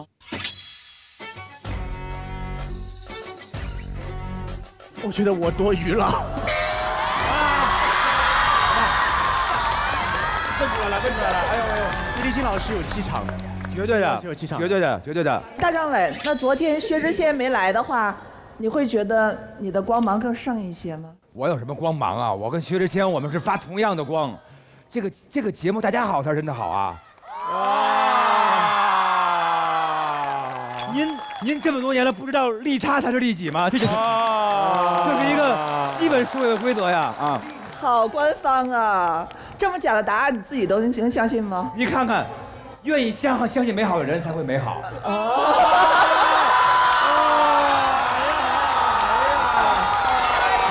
我真的是这样想的啊。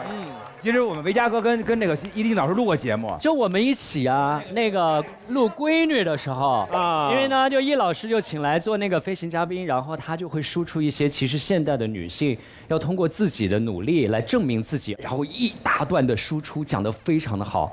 此时我就看到对面以吴昕的爸爸为首的几个爸爸们开始还坐着听，后来就这样。肢体的排斥，越讲就是脸越垮。然后他说我过得很快乐。吴昕爸爸说你倒是快乐了，我女儿不开心，就这种。我女儿没对象呢，就是这种事儿。就真的慢慢就碎成了一滩。就易老师后面聊天就是是的，爸爸们说的也是，成长了。哎，海玲。我觉得像易立竞老师这样看似坚强，但其实很易碎的人，自我修复最好的办法就是靠睡眠。推荐一个床垫给你，喜临门床垫，它能让你每晚拥有深度好睡眠，妥妥提升你的睡眠质量。下次睡了，睡上喜临门床垫，一觉回血，睡醒又是一条好汉。我们也聊一聊生活中有没有自己碎的瞬间。我有一个，就是人不认识你，你有点碎。之前一个晚会的时候，我跟这个向佐老师有一个合作，当时是我们有好几个人，有这个翟子路、我、王冕和武艺，然后咱们一块儿那个啊。其实我本来也是一个比较害怕前辈的人，所以我就没太敢打招呼。就是向佐老师排的时候，我就很认真的跟在后面排练。我们那个舞台排了3遍，向佐老师突然说：“等一下。”其他的艺人呢？怎么只有我一个艺人在彩排啊？哇！而且我记得那个舞台，你们其实就在他周围，对，我们就一直围着他在转。我遇见谁会有怎样的对白？他可能以为我们是dancer，然后旁边就是，Oh no， 旁边就是我，翟子路、王冕、武艺。我们就已经睡得不行了，结果向佐老师突然，杨迪呢？杨迪在哪里？我唱你的歌，你怎么不来现场找我？让杨迪过来，口音都好像哦。他们只是翻唱我的歌，我为什么原唱要在？原唱一定要在现场？因为我去跳 Trouble Maker 去了 ，OK？ 没有。哎，我之前碎过一回特别神的，就是我还笑碎了啊！当时有一个人，他是那个看门的那种大爷，还是小伙子忘了啊。然后呢，他呢特别励志，想学吉他，唱 Beyond 的那些特别那个励志的歌曲。但是他不会弹吉他，他觉得他自个儿会弹吉他，明白吧？然后他站在台上。然后那个话筒杆就在这儿嘛，他就开始弹嘛，反正就是难听嘛，对吧？然后但是呢，因为他励志，咱们也就给面嘛，就是说，哎，一定得鼓励，一定得鼓励，他就唱啊。然后那个话筒杆呢，可能是节目组没给他拧好，就一点一点往下降，他就跟着一边流眼泪唱这个歌，就开始原地这么开始劈叉。然后我在那笑得我快碎了，然后我就说我不能乐，因为太励志了，因为他很感人。然后蔡明老师啊，在我旁边呢。他也想乐，他为了防止他自个儿乐，他掐我大腿，你知道吗？他说不要笑，大张伟，不要笑，然后我这掐了，这实在太好笑了，这个实在是太逗了。好嘞，有时候好多时候我们会觉得自个儿碎，是因为把我们自个儿认成了玻璃啊，因为大家都说玻璃心，玻璃心，玻璃心。然后其实我们把自个儿看作并不是个玻璃，也许我们是个泥巴，也许我们是个弹力球，我们的反弹性特别强，所以那个时候我们就不在乎自个儿碎不碎了，因为我们可以重塑我们自己，可以重新捏我们自己，好不好？谢谢各位。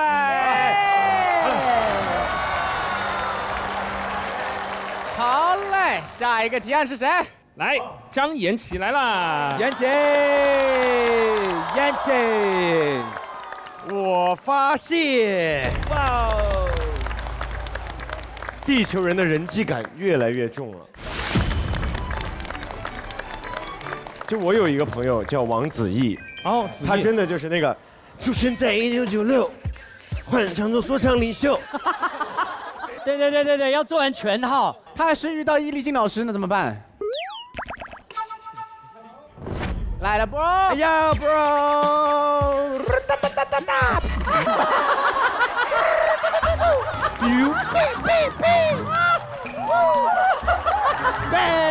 再见。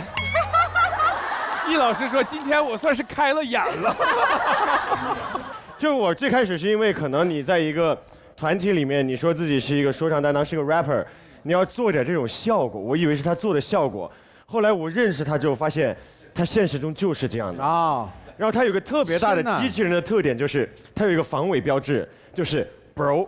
然后他就一直说 bro， 然后我回去翻我跟他的聊天记录，然后就是每一句他都要说一个 bro。你跟他聊过天没有？我跟他聊过天，但说实话，他是不是觉得我英文不好？他说哥，而且我问他一个什么事儿，我说子毅，到时候你把这个发到我的邮箱，好哥，他直接帮我直译了，好哥 ，My English is good, OK, bro。因为他可能听说过你说 bro 这个词乱说的。他说 bra， 他说 bra 啊，他假装叫的爸，其实还是叫的哥 bra。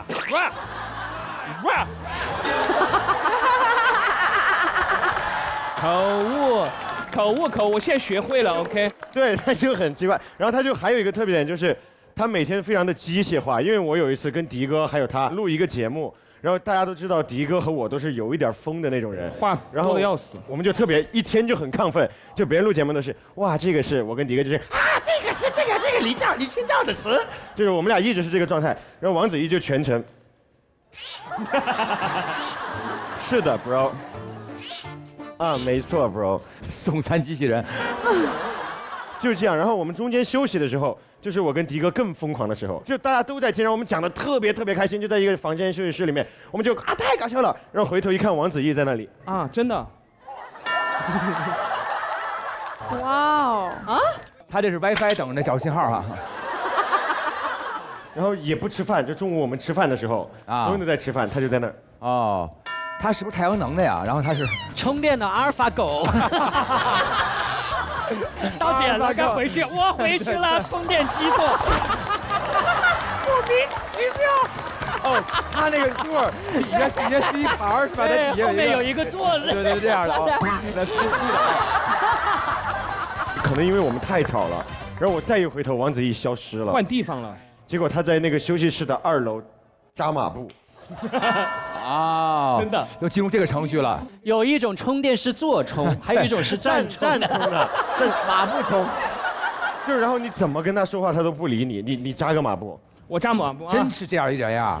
真的就是他每天都要说，他经纪人说他在练太极什么的，然后过去，哎呦子毅走了，要录节目了，子毅，要差不多好了，我们先下去了，你能听到？喂，有信号吗？喂，能听到吗？bro， 就一叫 bro 就神经病，就跟 Siri 一样，你要喊 bro 他才会，哦 bro 走了 bro。反正子毅确实是很可爱那种感觉，对，很有意思。其实我们就是认为，其实人机感就是在于人感觉活得越来越没有人那个人味儿的感觉。然后就是现在大家都挺流行一种方式叫做正念，比如你去洗碗的时候，你就感受那个洗碗；你去干什么时候就感受那个时刻，每一刻都是全然的感受。我觉得这样就会让我们越来越有人味儿，好不好？谢谢各位了，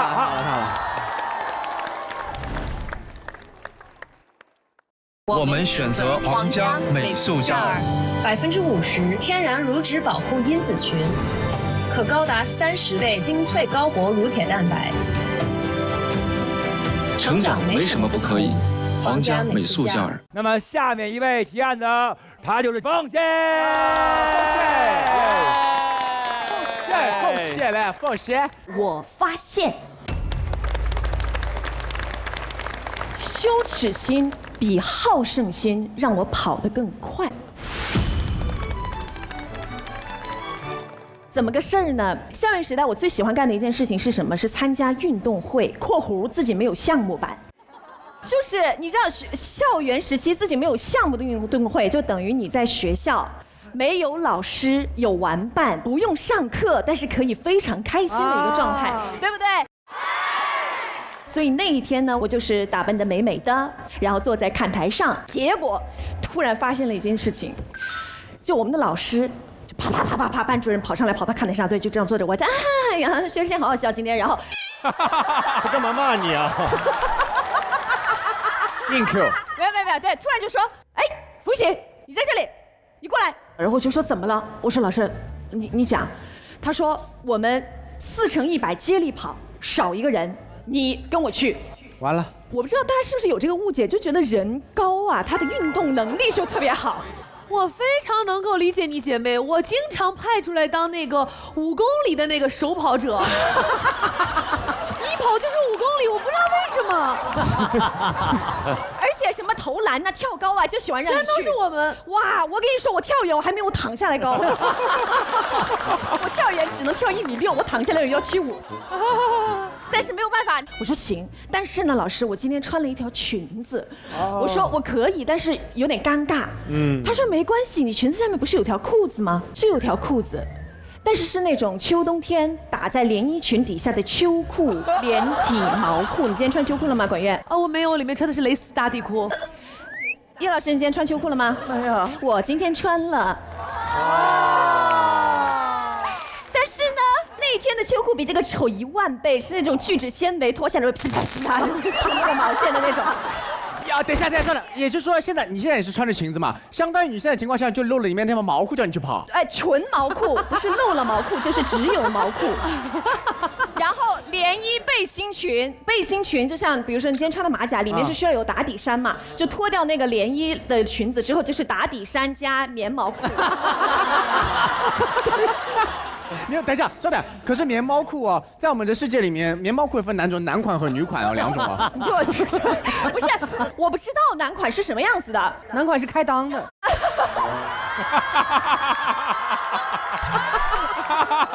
但是呢，就是很恶心，你知道那穿搭。然后我那天穿裙子嘛，穿了个靴子，就像今天这样。我说老师，我鞋也不行，他没关系，我给你借。然后提了一双亮蓝色的波鞋。波鞋，好久没有听到波鞋这个词了。想象一下那个画面啊，一件棉毛衫，然后一条毛裤，然后一双亮蓝色的波鞋，然后接力赛会有一个荧光绿的那个赛牌在这个位置。哇，你说的我潮人恐惧症都犯了。我那个时候还是有一点点小偶像包袱，就是那个时候还是小有名气。我不能接受我学校里一个小有名气了、很厉害、看上去又很美美的姑娘穿了一条男款秋裤在那边赛跑，不可以。就一点点，然后呢，而且那个时候是广播站，其实从事文艺这个活动比较多，硬下去跑。我说啊，快点吧，我说也不要看到。我们班主任就安慰我说没关系，看台离那个操场非常远，说你其实远看的就是一个紧身的一条黑。哎。有道理。对，然后他说没关系，脸也看不清楚。我说好，然后我就下去了。下去了之后是很远，看台下面有个跑道，跑道边上有一群拿着单反相机这样的3D 记者，你知道吧？就是那种现场记录要拍那个现场报的。这是老师给你安排的站姐。对，拍完可能回去还要写 report 那种，然后拍了之后，我当时浑身上下尴尬的点太多了，羞耻的地方太多了，不知道遮哪，我就遮脸。然后下去之后，我说赶紧跑吧，我从来没有那么想过那个接枪声，马上就响起，开始了，我就跑，然后我就开始奔跑，我就跑，然后就听到那个广播站上突然传来了我非常熟悉的站员的声音，啊，初3一班的冯喜同学，亮蓝色的跑鞋就是你的勋章，加油跑吧，赛道就是你的舞台。我说你不要再说了！哇，真的，我那了，我觉得我整个裤子在穿风。所以听我说，如果你是穿风的话，你妈妈肯定给你买错了，买的是哪款？对，我好想冲出去，我好想冲出世界，冲出宇宙。然后最后的结果是那一天我们一共跑了全年级第1名。你还跑了第1名，你还得上去领奖，然后因为你跑太快，全班还把你这跑起来，快拍快拍！然后秋裤更穿风了，就整个飞起来啊，大概就是这个样子。我发现就是，如果你一旦坚持跑起来，我跟你说，所有的异样眼光你都会抛之脑后。所以朋友们，不要在意这些声音，勇敢的向前跑吧，一定会拿到第1。因为怕丢人，然后一直跑，然后结果跑特快啊，就冲过终点都没停，直接跑出学校了，回家了，阿甘正传。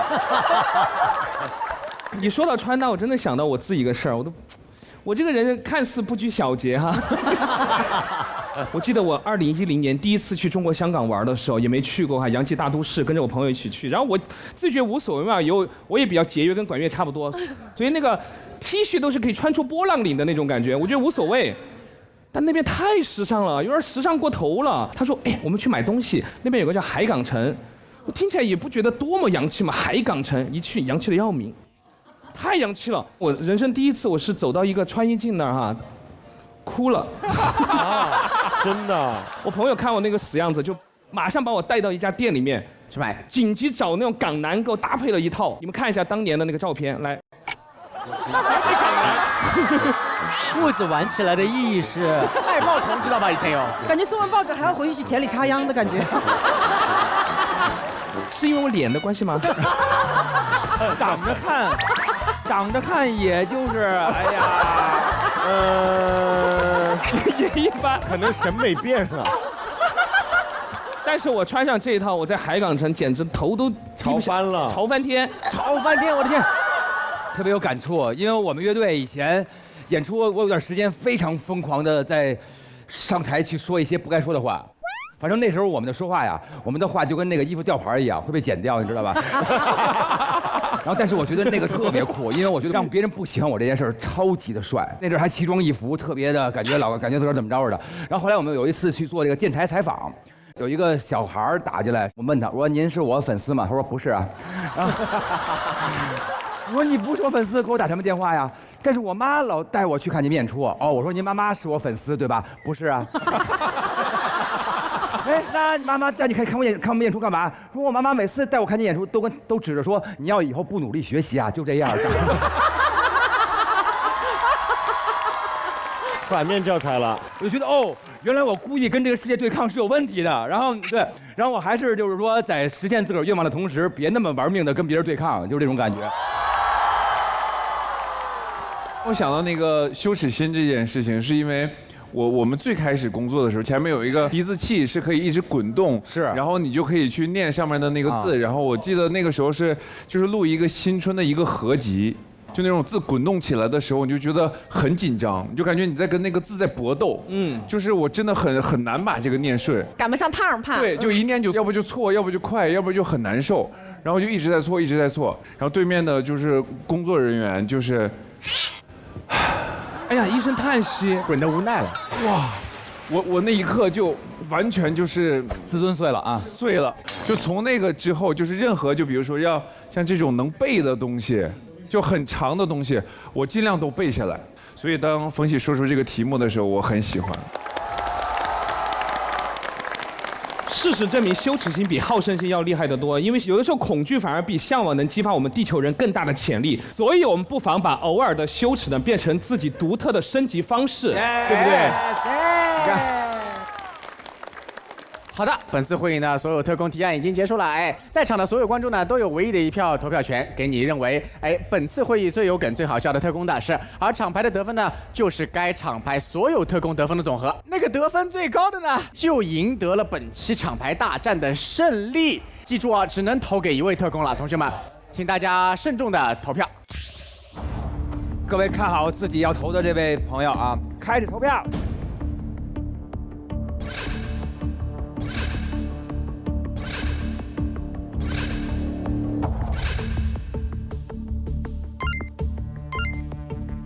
投票通道关闭。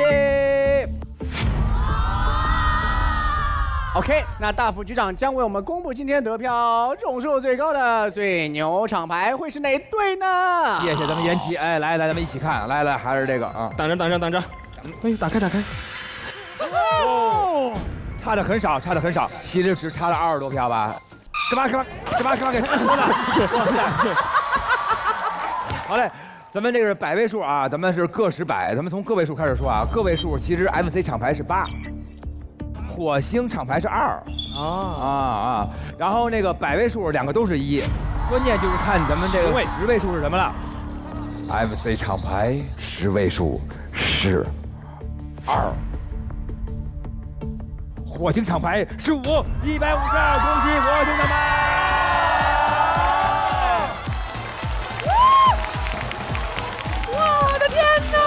我必须要说一下，以后这就是我们火星厂牌的首饰 logo。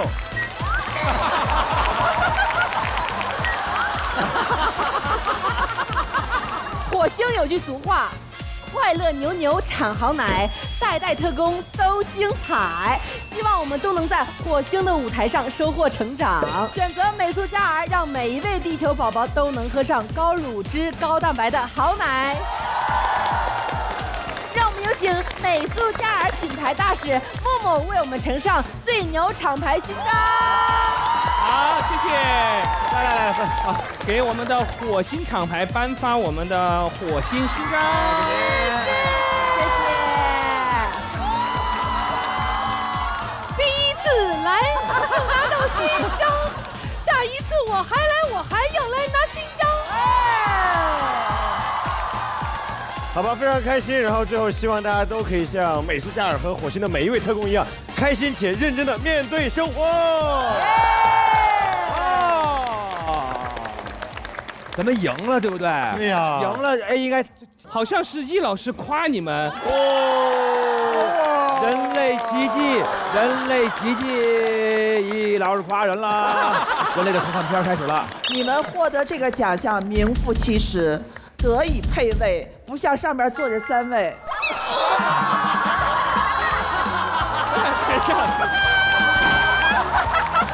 哎，雨伞拿来一下。我们当然还是要感谢一下我们的嘴强厂牌，当然，给了我们这么精彩的故事，谢谢你们大家的参与。